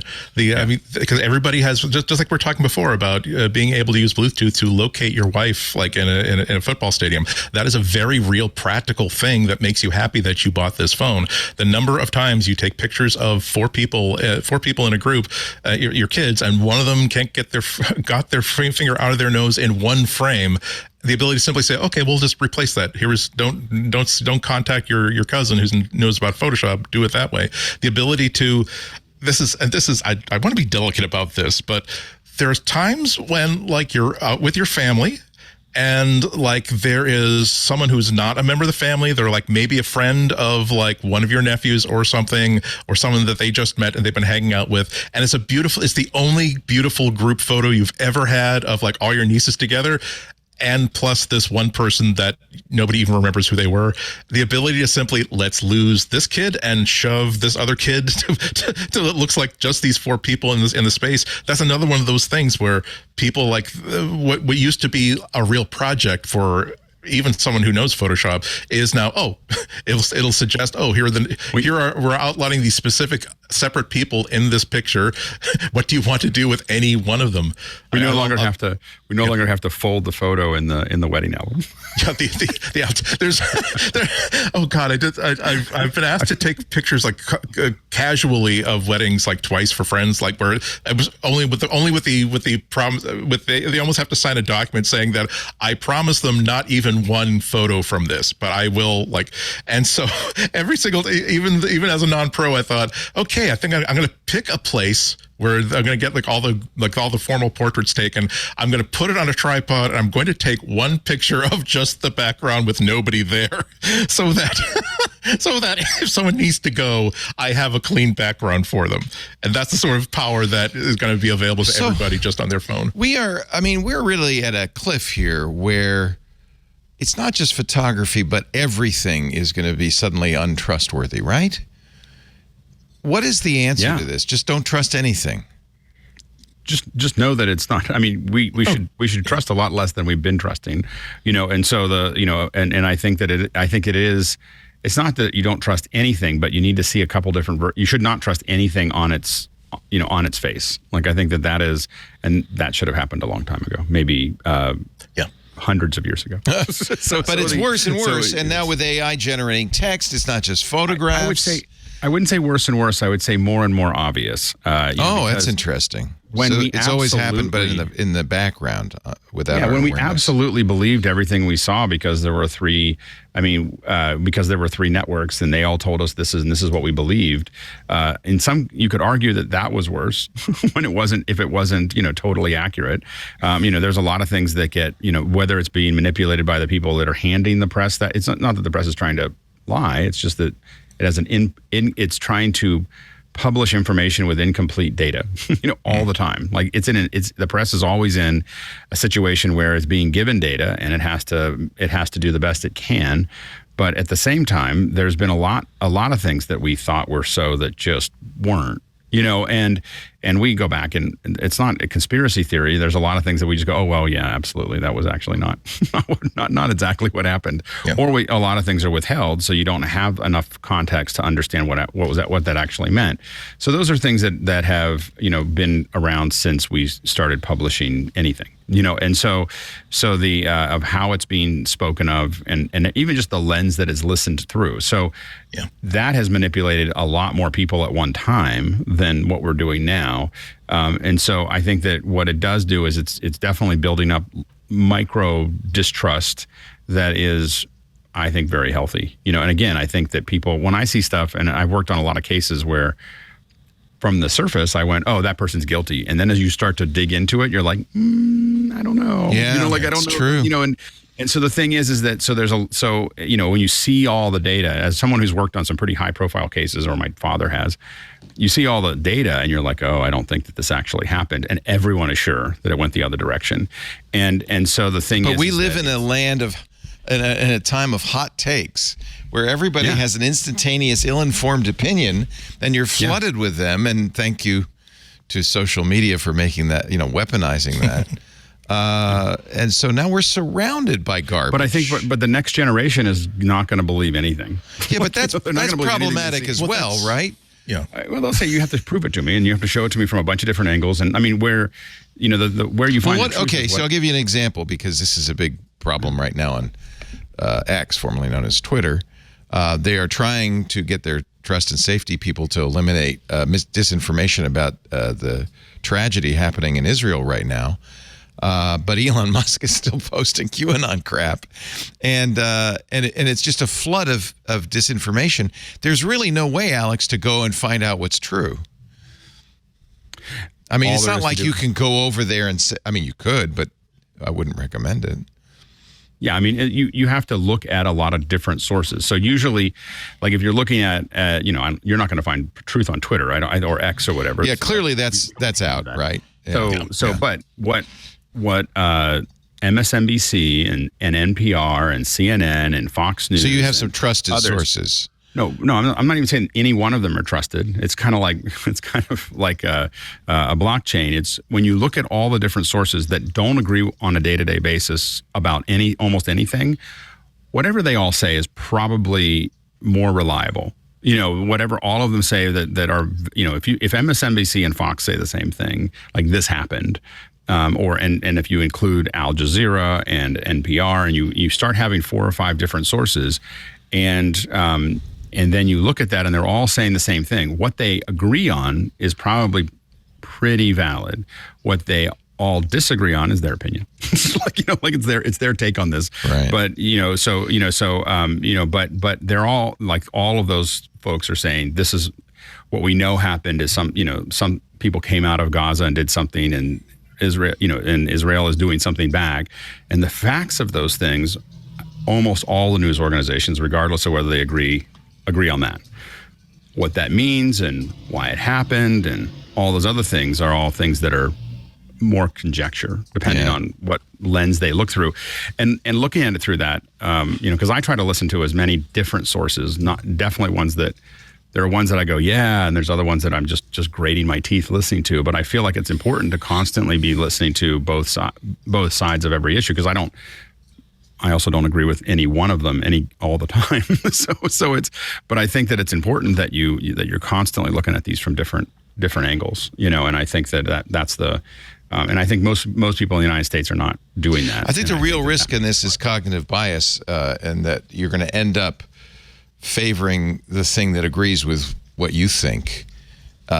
Because what it sounds like you're doing is taking weighted opinions and then amalgamating them and somehow getting magical answers out of it. Well, what they all agree on, the facts. I think the real problem with this is you're going to end up with confirmation bias. You're gonna just say, well, you always would. We always have. I guess it's just. There was some hope. You ask 10 people in the United States about whether we should have left Vietnam, right? And what that meant. No, that's right. And whether we could have won, or and that's an old, like there's a lot of different opinions about that. Yeah. And so and about all of these things. One of the advantages, one of the reasons this is a traditional Soviet propaganda ploy to flood the zone is one of the consequences of this is people give up and they just dial out as opposed to trying to figure it out, right? Yeah. And that's good for the people who would like to pull the wool over your eyes, because the more people who aren't paying attention, the better it is. Or he show you a bunch of stuff, and there's usually a lot of stuff. I mean, especially in a military action, there's just a lot of stuff that they're not talking about. There's the fog of war too, of course. Yeah, exactly. So, anyway, our hearts go out to everybody in the area suffering from this, and there are a lot of tech companies, by the way, Israeli tech companies. There was an article that a significant percentage of these companies are of their employees are going to war, and so expect some disruptions. We have an advertiser who's Israeli who said, we're going to have to stop advertising for a little bit. And I said, yeah, I think you will. I think you should. Yeah, I mean, our mutual friend Brent Bai was in Tel Aviv when it hit. Oh, no kidding. I didn't know that. Oh, no, is he okay? He's okay. He sent me a cell phone thing. Like, he went out to, I hear some banging. He went out and the bangs got pretty close. So he ran back inside. And so, but it was, so he found his way out. It was a little bit of tricky to find a little flight to get out of the country and then bigger flights to get home. But it's a pretty intense time right there. Yeah, our hearts go out to all those suffering. It's a very, very terrible thing. Yeah. I think one more story. I wanted to talk about Dan Moren's story. If you have a problem with iCloud, wait 12 hours, essentially. Could you summarize this, Jason Snell? Yeah, well, Dan, basically, this is a great story of what it means. His point is about Apple being a little bit too much of a black box, and I think that's a pretty strong point here. He relies on it for email and other stuff, and it just stopped working. And that's frustrating, right? You rely on it. It's your work day. It started right at his work day beginning. He couldn't get access to his email. iCloud wasn't syncing. He goes through Apple support, and there's a moment in his story that's just amazing where the person he's talking to on the phone at Apple support gives a little laugh and says, "Oh, I see what's going on here." let me put you on hold. And then comes back and says, okay, I can't tell you why, but this will be solved in 12 hours from when it went down. It'll be back up in 12 hours exactly afterwards. 12 hours. And sure enough, 12 hours later, right as Dan is done for the day, everything comes back up. And the question is like, why? One, like why? What is there something weird going on there? Is there a court order? Are they going through the server? Did the server catch on fire? Why is it 12 hours exactly from when it went down? Is it scheduled maintenance? Is it, again, something legal? And right, like running services and stuff is hard, and there's downtime. And even if you're like down only 0.1% of the time, that's many, many hours a year that you're down. And that's just how it is, right? Right. If you're down 1%, you're down 36 hours a year, right? Like, or 3 days, you're down 3 days, right? Yeah. Let me do that math. Like little numbers that are actually just brutal if you're running a service. So I get it. But Apple adds the extra thing of they just don't want to ever communicate with you anything, right? Like when I have other things going on with other services I pay for in the cloud, I get communicated with. Linode will say, we have to reboot your server, or we're going to move your server to new hardware. It'll be down for 2 hours probably-ish at 2 a.m. on this day in 3 weeks, right? And I know that mysterious things happen all of a sudden, but again, you could have a thing that says, oh, current status of your server, in particular on iCloud, it's broken or it's down or we had to take it offline. Estimated return is this, right? Even the cable company does that. But Apple just doesn't have it in them. And it's a problem when you're doing services, because this is a case where Dan relies on it to do his job and it's just not there. And I mean, it's easy for people out there who are watching this to be like, well, that's your lesson. Don't use iCloud. It's like, yes, but iCloud is a product that is offered by a very large company and integrates it with all their systems in a way to make you want to use it. And we can all blame the victim here. But how about this, which is, why doesn't Apple communicate stuff like this to its customers? It's a case where they've like taken their secrecy about like product releases, and also I think their pride in creating things that aren't too complicated, it just works and all of that, and then allowing that to sort of like be a little rug that they can sweep all the other dirty stuff under, when they shouldn't. Disclosure should be the order of the day for stuff like this. The fact that customer service person laughs and goes, oh, I see what's going on here, but will not disclose it, is just, it's bananas. There are a number of theories, 12-hour maintenance windows, so forth. But I like the theory that it's a national security letter, right, and that the law enforcement has said you must freeze the server until we do our forensic examination, and you can't tell anybody. Number of 1,000 users on it. Yeah, and you can't. And by the way, as often is the case with an NSL, you can't tell anybody. So what's going on. Because they don't want the perpetrator to know that this is going on. So it may not be Apple's fault. Who knows? We don't know. I agree with you. Disclosure is everything when it comes to the cloud, as is making sure you have a local copy and you can do as much of your work as possible without access to the cloud. Our power went out for 3 hours. Access to the internet is also very important. You can't guarantee that PG&E, our local power company, is going to tell you when it's coming back accurately. And it's a lot harder to get anything done without the internet, I can tell you right now. Yeah. I've had a one of those like Jackery, one of those really, really big, like shoebox size battery banks, like kind of on my wish list for a while now, because the number of times where like all I need, why do we have to lose power like 20 minutes before I have to do a show? All I need is to be able to run a small setup for 90 minutes, and I will have 6 days to solve this problem. But right now, I need a box full of electricity that won't run out for 90 minutes. We were actually fortunate. So the last week the power went out in the studio, and there's no way we can have a big enough battery to stay on the air. So everything shut down. Aunt Pruitt was the last man out, and he did a little video of himself tiptoeing out in the pitch black. But then a couple of days later, we didn't have an outage here. We had an outage at our house a couple of miles away, but we have Tesla power walls. And so there was a blip, and then we continued on and survived, 3 or 4 hours. And the internet survived because I guess it didn't go down. And so it was at business as usual. Yeah. We can continue to watch Band of Brothers, which we are, I might add, rewatching, because get ready, Apple TV in January is going to give you the third entry into the Band of Brothers saga. Did you hear that I don't think I'd put it in the doc, but the director's cut of Napoleon is going directly to Apple TV. And so, like, the director was saying about how this is like the perfect situation where it's usually sweating bullets for him. Like, again, as a director of like Alien, as the director of like all these really great epic movies, like to have to like cut down a director's cut to make sure that it'll actually fit into a release slot. That yes, it's going to be released direct to theaters exclusively, but shortly after that, you will get like it currently stands at 4 hours and 20 minutes, I think. Ridley Scott's version of. I want to see that. And yeah, that's not out yet, is it? It's.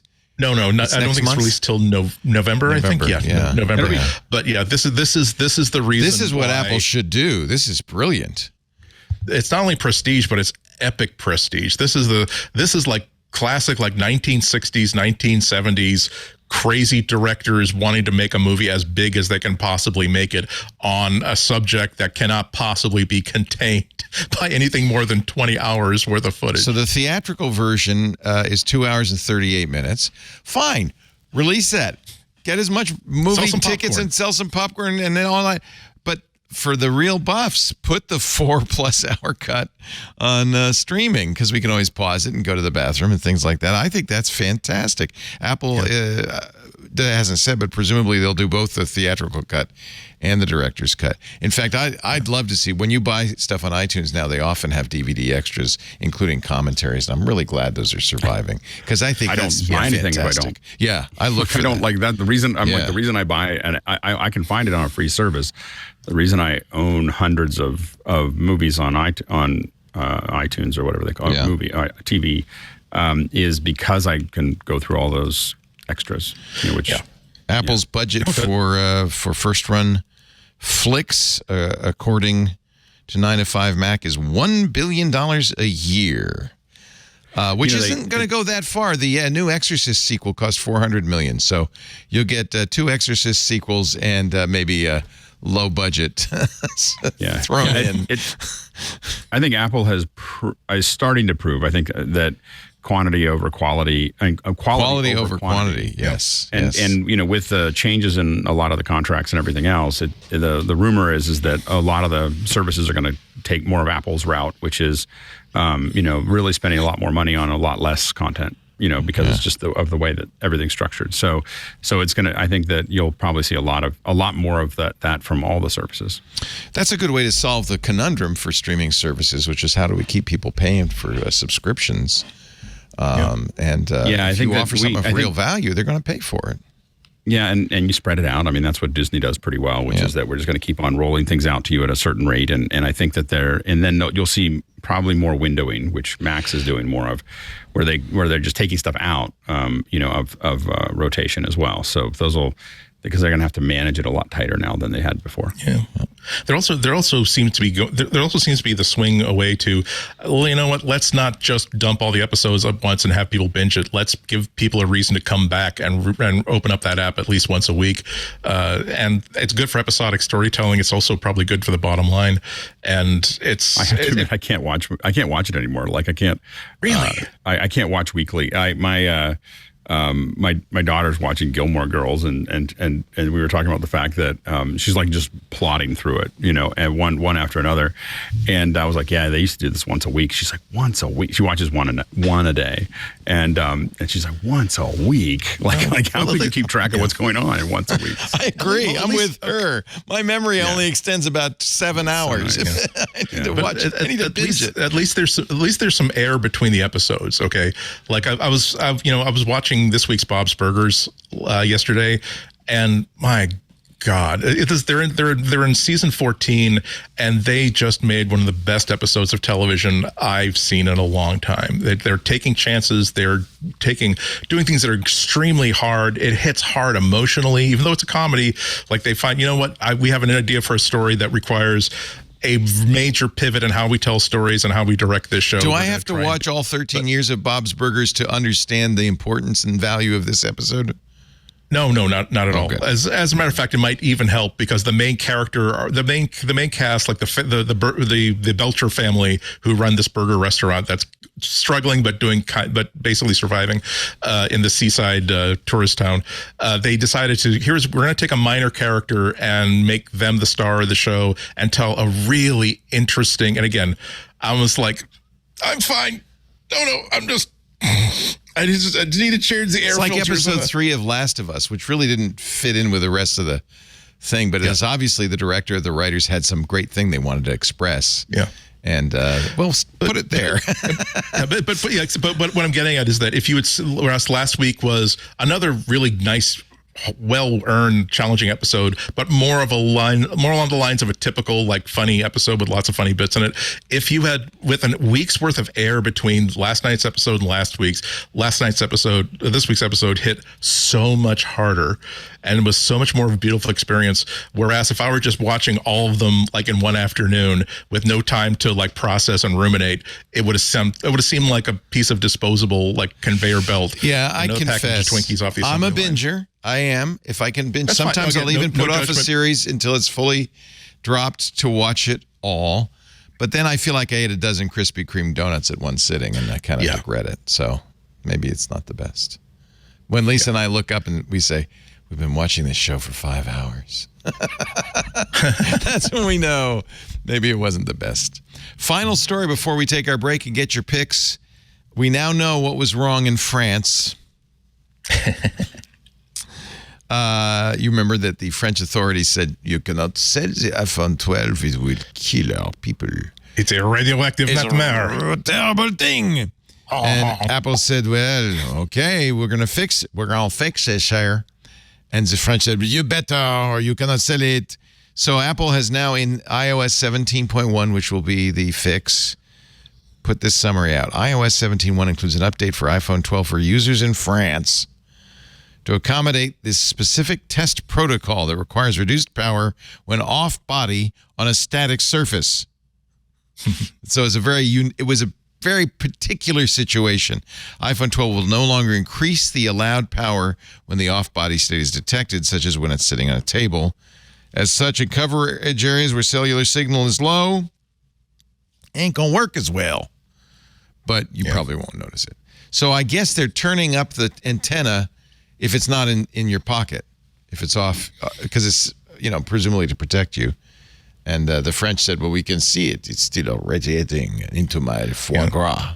So no, they basically said they had a test system for the safety of the phone without taking into consideration that the iPhone can detect when it's not actually when it's not actually close enough to somebody's body to do any damage, where they can just say, let's go YOLO with a radio signal. However, it's on a test stand that's designed to measure how much radiation is coming off of it. So whereas it started off with oh my God, this is pumping out, there are people who are like, basically their left ear is green and Hulk-ish because of all the radiation coming off of the iPhone 12. No, because of here is a test protocol that Apple was not sufficiently hip to be able to make sure that they can pass this protocol. I love that name. So they took the Let's Go YOLO feature out of the iPhone 12, but presumably that's in all subsequent iPhones. So 17.1 will, I assume, fix this. And no more Let's Go YOLO. Thank you for that. I'm surprised it took them by surprise, because it's like if there's anything that an iPhone has to test, they have to pass in any regionality, they know what it is, and they want to make sure that they pass it. It's amazing. And also realize that the iPhone 12 has been out for quite a while now. So and the French regulators were just now getting around to saying that, there's a health hazard, we think, defined by this phone. If this were like an AliExpress phone that actually was causing like health issues, I would want them to catch that in less than fewer than 2 years. That's not bad. That's not a bad thing. But maybe a little sooner next time, French guys. Yeah. They were busy eating some brie, drinking some wine, enjoying their life. Besides, it was August. Love your pastry. Love the pastry, guys. No notes. Right. Little break, and then your picks of the week as we continue with MacBreak Weekly. Our show today brought to you by ZipRecruiter. Hey, you know what? A tip of the hat. A raise the roof. A shout out to all those people who in HR who have to hire employees. Whether it's somebody like Lisa in a small business going to job fairs, HR directors vetting hundreds of applications, that is a tough job. And it's a very important job because every business rises or falls based on its people. So what if I were to tell you there's something that can make you heroes of the hiring revolution, your whole hiring process faster and easier? Well, there is. It's ZipRecruiter. And right now you can try ZipRecruiter free at ZipRecruiter.com/MacBreak. You will love ZipRecruiter. It's what we use when we need to hire for a number of reasons. Of course, once you post your job on ZipRecruiter, it goes out to over 100 job sites. So you're casting the widest possible net. ZipRecruiter is a lifesaver, though, because all of those applications don't go into your email box. They don't go into your phone voicemail. They go into the ZipRecruiter interface where you could do some really useful things. They reformat all the resumes, so it's easy to scan them. You can actually write screening questions, true, false, multiple choice, even essay questions, to help you eliminate people who just don't have the qualifications you need. And then there's this. ZipRecruiter's powerful technology. They have a million plus resumes, current resumes on file, scans through those resumes, and looks for people whose skills and experience match your opening. They don't then tell those people. They tell you. They say, hey, we've got 20 people here who seem to fit your job listing. What do you think? You get to look at them and say, well, that guy, oh, yeah, she's great. Okay, how about these three? We're going to invite them to apply. I'll tell you what happens when you invite somebody to apply. You jump right to the top of the list.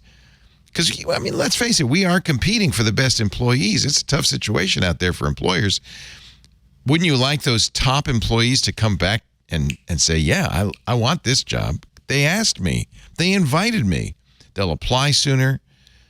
They'll stick through the whole process and much more likely to be the employee that you hire. ZipRecruiter has helped make hiring faster and easier for businesses of all sizes. It's all we use. We love it. We will find a good candidate usually within just a couple of hours, which is important when you're down a person. 3.8 million businesses have come to ZipRecruiter for their hiring needs. You should too. So, to you hiring heroes, I say, let ZipRecruiter make your job easier. 4 out of 5 employers who post on ZipRecruiter get a quality candidate within the first day. See for yourself. Go to our special address, ZipRecruiter.com/MacBreak, and make sure you use that so we get credit.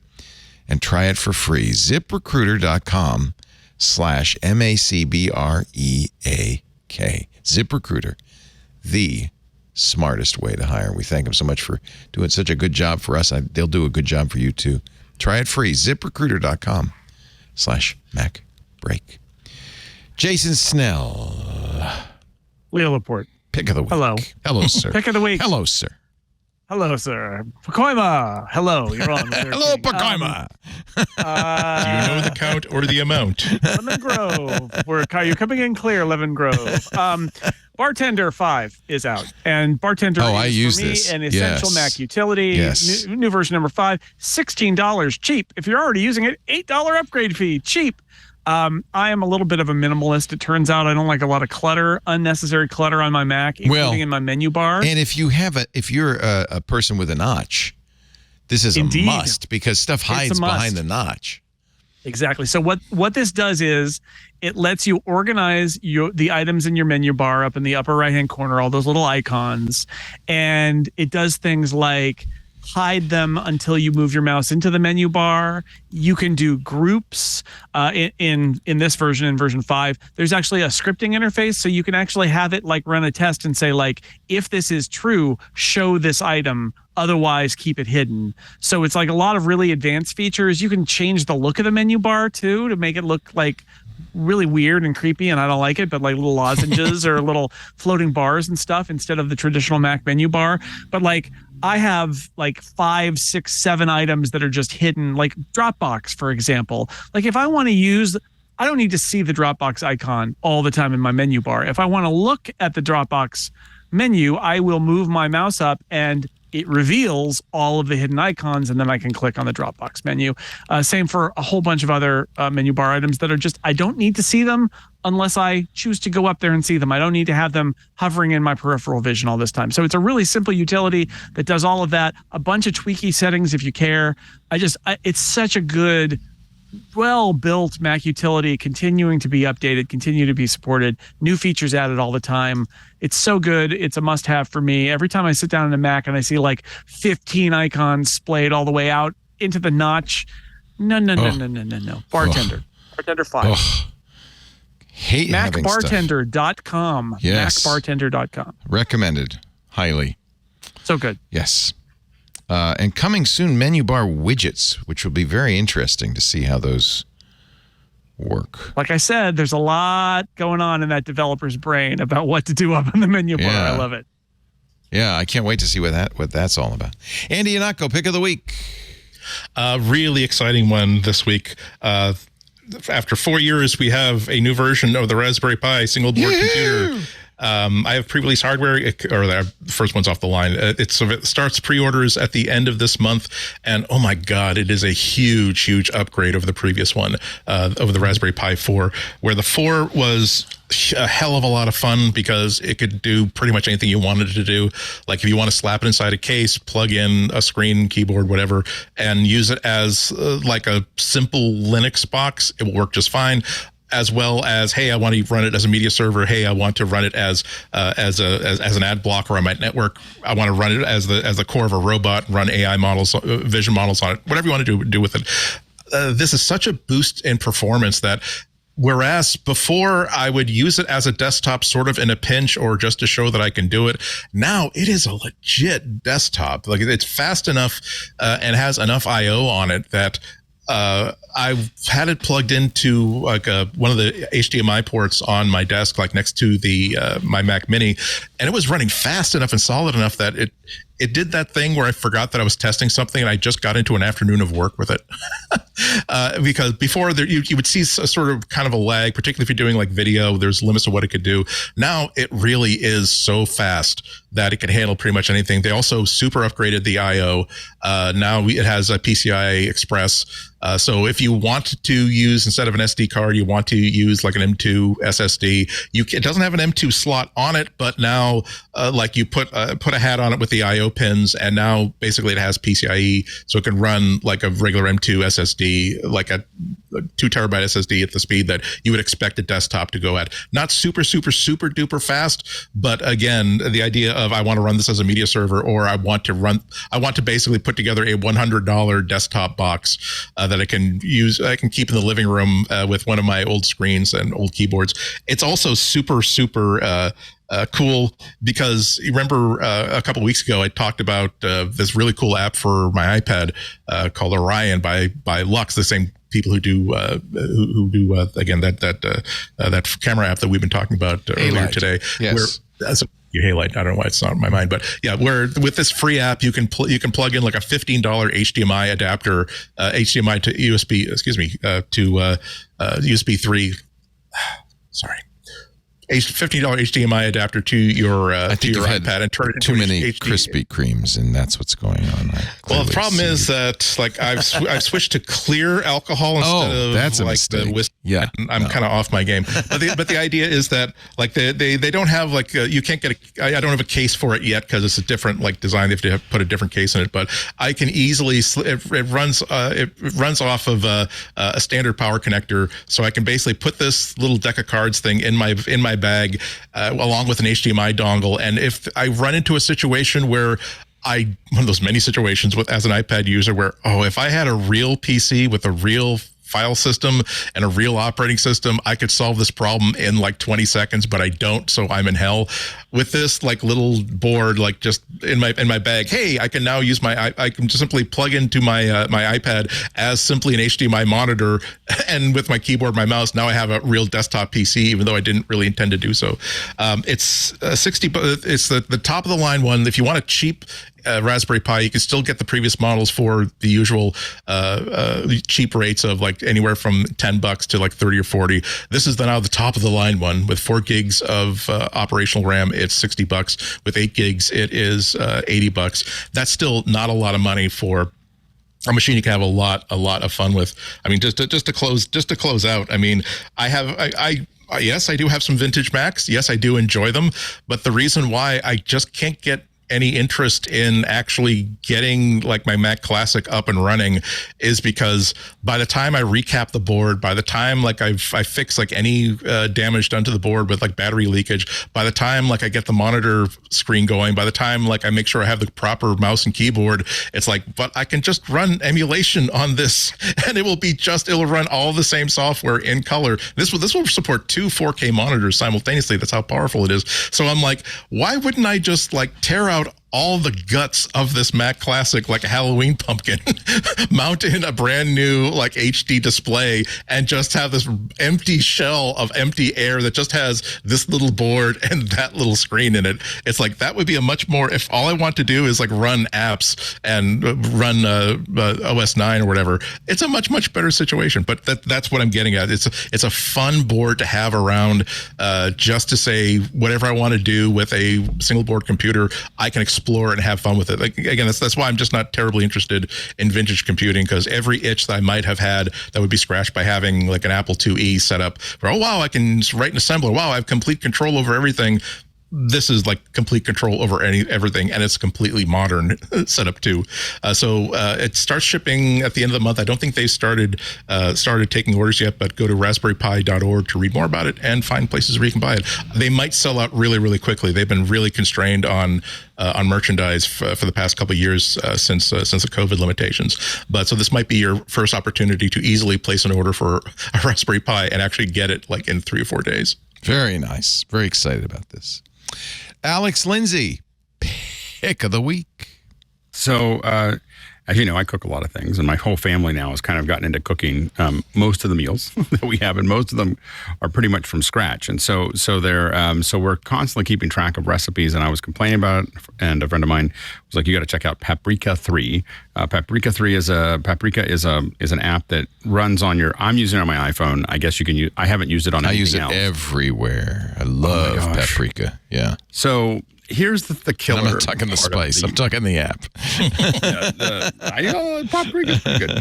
But the crazy thing here is when you go into browser, and you have like almost every website that you would go to, Epicurious and BBC Food and Bon Appetit and everything else, and then you go in. I'm going to go to Epicurious, and I'm going to find something on, let's say, pancakes.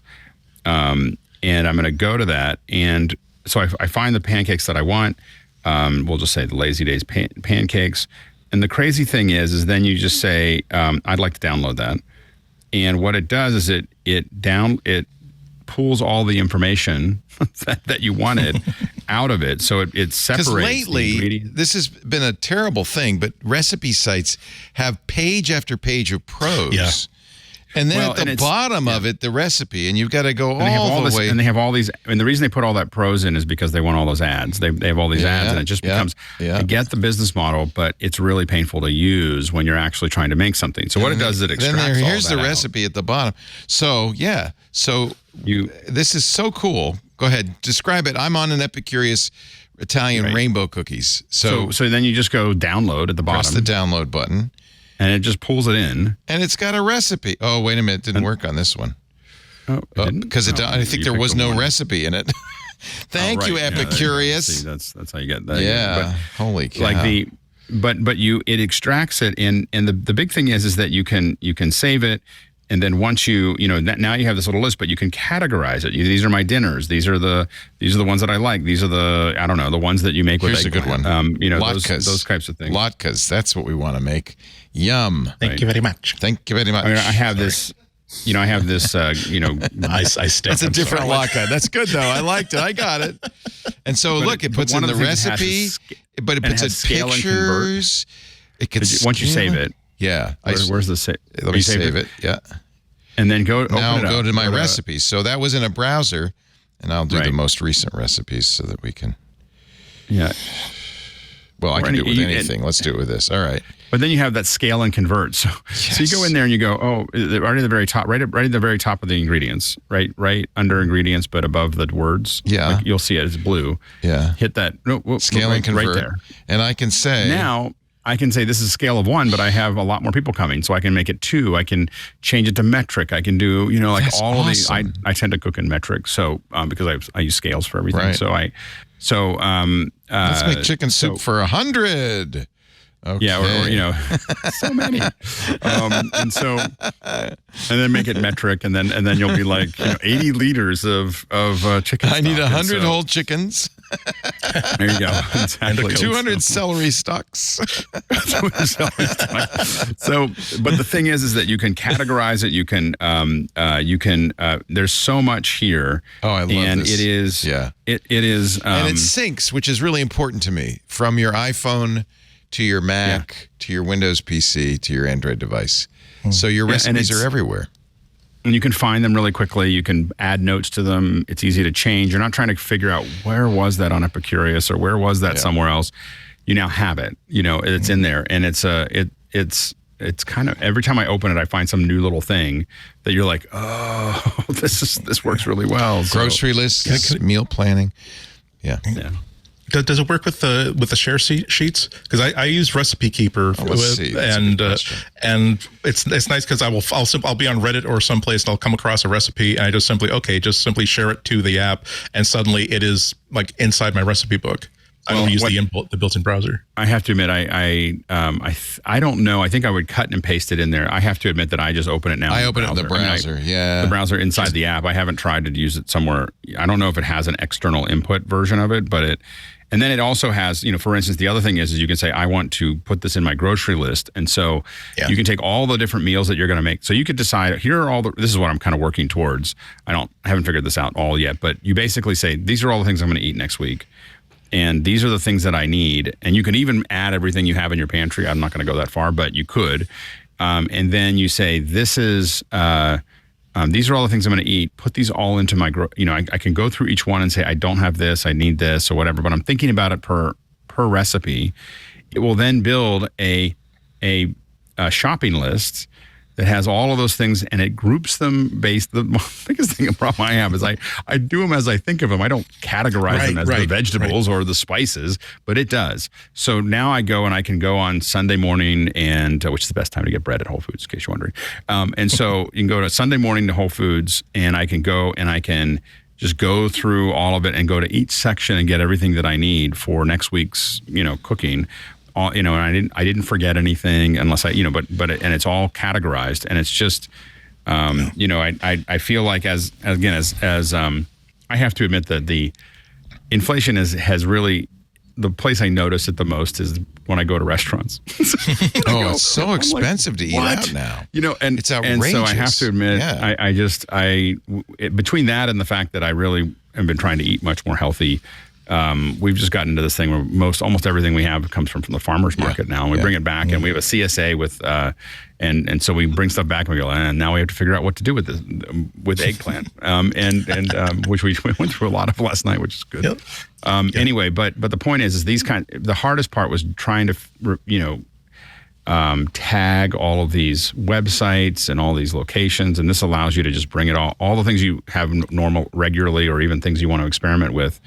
It's all just gets pulled into one place. To answer your question, Andy, on iOS anyway, it is not in the share sheets, unfortunately. So you'd have to copy. I know, that's a nice feature. I'm sure they can add that really easily, because that's such a game changer. It doesn't seem like you can save it. You can share with other people either. Haven't figured that out either. Where you can. Oh, you can, but you have to share it in a format. And there's there's like the MasterChef format. You can't share it to other people. I do that all the time. And so you know what? Everybody, all three of you now have had your favorite recipe app.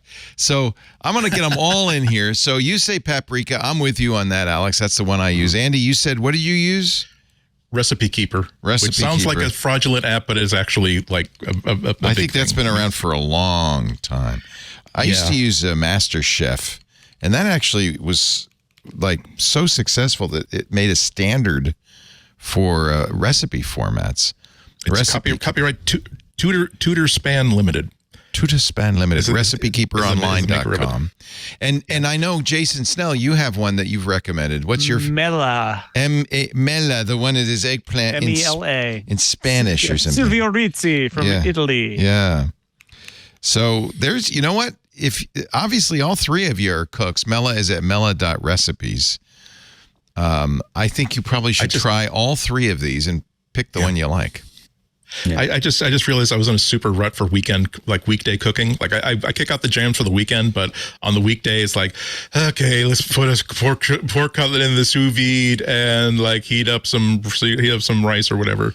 But yeah, whatever app you use, it really is kind of a game changer, because the times when I'm shopping and I suddenly remember, oh, that's right, I saw that really cool like recipe for, they called it apple cider donut bread. Like, what do I need to get for that? And because it's right there on your phone already, as opposed to a bookmark somewhere in your browser, you tend to actually leap on that. And when you go to the next level and you start doing things like, yes, definitely, I want to slot this in for Tuesday night, or I'm going to slot this in for Thursday night. And like Alex says, it will just simply tell you, here's what you need to buy and why you need to buy it. It's just amazing. It's funny. We're all cooks, aren't we? I guess that's a good thing. You should be. We all eat food. Yeah, everybody eats. Commonality in most mammals. So it's one of the things I'm really working on with my kids is making sure they know how to cook. Because I didn't really cook much until I was probably 30. I knew how to cook ramen. But kids need to cook, because I just, as you say, it's such a basic skill. Yeah. It's I think that in all of our No Child Left Behind and all the things that we did with our school, we took out all the home ec and all the things that, and the shop class and all the things that actually made life livable. Art, music, and so that we could learn things that we'll forget. So anyway, I just think that it's such a core skill that I wish I had gotten into much earlier. And I agree. If you're listening to this, there's nothing better than learning how to cook and just being able to be self-sufficient with basic stuff, not feeling like you have to buy. I think cooking attracts nerds because it's like chemistry. It's like coding. It's I think that Alton Brown is what got me into it. Oh yeah, he's fantastic. Just watching Alton Brown, and nerd. It's just nerdy. And he was a nerd that went to learn cooking so that he could make a nerdy TV show about it. So that's the perfect solution. And if you don't watch Alton Brown, then you should. If you're listening to the show, you should watch out. You should go back and look at Good Eats. Check it out. Well, by the way, I just installed Melon. I noticed it somehow automatically imported all of my paprika recipes. So a little victory for Mela there. It's not cross-platform, but boy, that's good. Nice job. How did it know? How did it find them all? That's impressive. I imagine that Paprika saving them in a folder in your iCloud or on your phone. Yeah, it must be the Paprika folder. To look. And this is the problem in general is you if you pick that's why I was so mad that MasterChef disappeared, because I had so many recipes in there, right? And so that's a nice feature. It's weird with what gets you into it. The show on the Food Network, Chopped, actually got me perked me up, because just watching how people cook in a non-fussy presentational way, just like, oh, that's why, like, when I make green beans, like, there's always way too much dressing or way too little. It doesn't. They actually get a little metal bowl and they actually toss it in the bowl before they take it out of the bowl and put it on. Oh, and it sounds stupid, but it's like I only know what I've seen my mother and my grandmother do, right. Which means that if they did it wrong, if they did it brilliantly, that's how I'm doing it for life. If they did it wrong, I'm going to be keeping doing it wrong until the rest of my life. So that's all kids should learn how to cook. Well, we all agree on one thing anyway. So thank you very much, all three of you, for a wonderful show. Jason Snell is at sixcolors.com. We've referred to it quite a few times on this show, so I think you probably should go visit. And, of course, all of his podcasts are at sixcolors.com/Jason. Is there one in particular you think people should be checking out? Oh, I don't know. Robot or Not is a podcast that I love do. that. It's ridiculous. I love that idea. Me and John Siracusa, and we just debate like what things are. Or really, John sort of tells you what the right answer is, and you can take that as you may. But it's just, we did the first 100 episodes just about if something was a robot or not. And then we've since spread out to broader philosophy things. The most recent episode is about nachos, where John, being from Long Island and living in Massachusetts, there was a question about what nachos are. And I was like, wait a second, John. I got this one. Yeah. It's a lifelong I don't know what they here. do in Southie for nachos, but I don't think it's the same as in California. I don't know. It turns out, though, that in England, chips and cheese means something entirely different. So. Oh. It's like French fries with cheese on Oh, it. It's not okay. I thought it nachos was at all. dirty. I thought it was a I guess Urban No. Dictionary Something entry. randy. Oh, No, you it's wanted just no weird. chips and cheese, eh? It's just French fries with cheese on them. Okay. Why would you do that? Well, Anyway. I found out when I went to Wisconsin, the Robot or cheese not. curds are just cheese. Yeah. So, eye opener for me. Andy Anatko, when are you going to be on JBH next? I'll be at the Boston Public Library next Friday at 12:30. So you can come on in, go to the cafe, buy yourself a coffee or beverage or sandwich, and watch what's going to be a really cool 2-hour show of me being like maybe 20 to 30 minutes of it. Or go to WGBHnews.org to stream it live or later, or go to the WGBH News channel and on YouTube to actually watch the video later. Thank you so much. Great to have you. Alex Lindsay, Office Hours is the place to go to find out what's going on in the world of production and graphics and cooking and a lot of other things. What's up on Office Hours this Well, week? you know, we're trying a little 1-2 punch here with interviews, and so we're going to see how this goes. So Michael Krasny had Ian McCaig, who's an old friend of mine from Lucasfilm, one of the character designers for Star Wars, on last Friday, just released today. So we just dropped it on graymatter.show. And then we're having Ian on Office Hours on Monday. Oh, nice. So you get to kind of listen to the interview and then go and then ask questions yourself. So we're kind of doing this. But it's people kept on texting me like, this is an incredible interview, with Ian.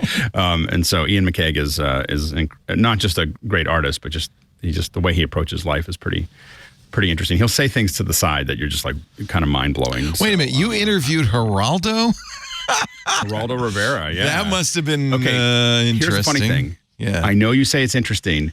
It is the most multi-dimensional version of Geraldo that I've ever seen. Well, it is the makes best sense. interview of Geraldo that has ever. Krasny would be able to bring out the best, I think. He brought out an entirely, like a much more nuanced version of Geraldo Rivera. Was he friends with Geraldo? Is that? No, I don't know. Michael's Rolodex is very deep, and Michael knows like Geraldo Rivera's neighbor. Oh, well, almost as and good. It was somehow they got back and forth. They go, well, Geraldo Rivera is my neighbor. Orville Shell. Oh, this is incredible. This list: James Fallows, incredible. Justine, Robert Lustig. Holy cow! I mean, just an amazing list of people. Yeah, it's a pretty amazing. Like again, it's just an incredible. And what happens now is that you have all these. Anyway, so we're gonna graymatter.show. And of course, if you want to check out Office Hours and Ian's interview on Monday, officehours.global. It's a Zoom call you can join or watch on YouTube after the fact. Thank you, Alex Lindsay. I did not mention the entire show that Alex has a day job. and you can get him to help you set up your next event at really 090.media. He works there. I mostly work on really, really complex live events. Complex live events are him. 090.media. Thank you, everybody, for joining us. We do MacBreak Weekly every Tuesday, 11 a.m. Pacific, 2 p.m. Eastern Time, 1800 UTC. Still going to be at 1800 for the next couple of weeks, but we will be moving to daylight, or rather standard time, in a little bit, right after Halloween. I think it's the first Sunday after Halloween, so that the candy makers can get all of the candy in your children that's possible, and then we'll fall back.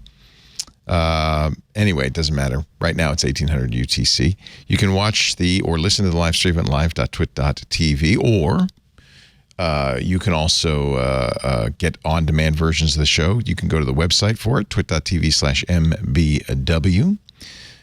You can also watch the YouTube channel. That's got MacBreak Weekly. It's dedicated. And of course, the best way to do this would be subscribe in the podcast to the audio or video versions in your favorite podcast player. And that way you'll have it automatically whenever it's available. Should mention that members of Club Twit get ad-free versions of this show and all of our shows, plus special programming we don't put out anywhere, including that interview with John Scalzi Aunt Pruitt did earlier last week.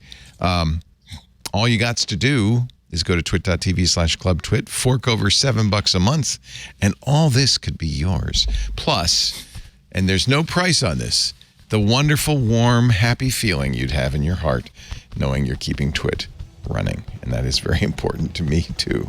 So thank you in advance. twit.tv/clubtwit. That does it for this week's MacBreak Weekly. It is my sad duty to tell you at this point, you must go back to work because break time is over. Listeners of this program get an ad-free version if they're members of Club Twit. $7 a month gives you ad-free versions of all of our shows, plus membership in the Club Twit Discord, a great clubhouse for Twit listeners.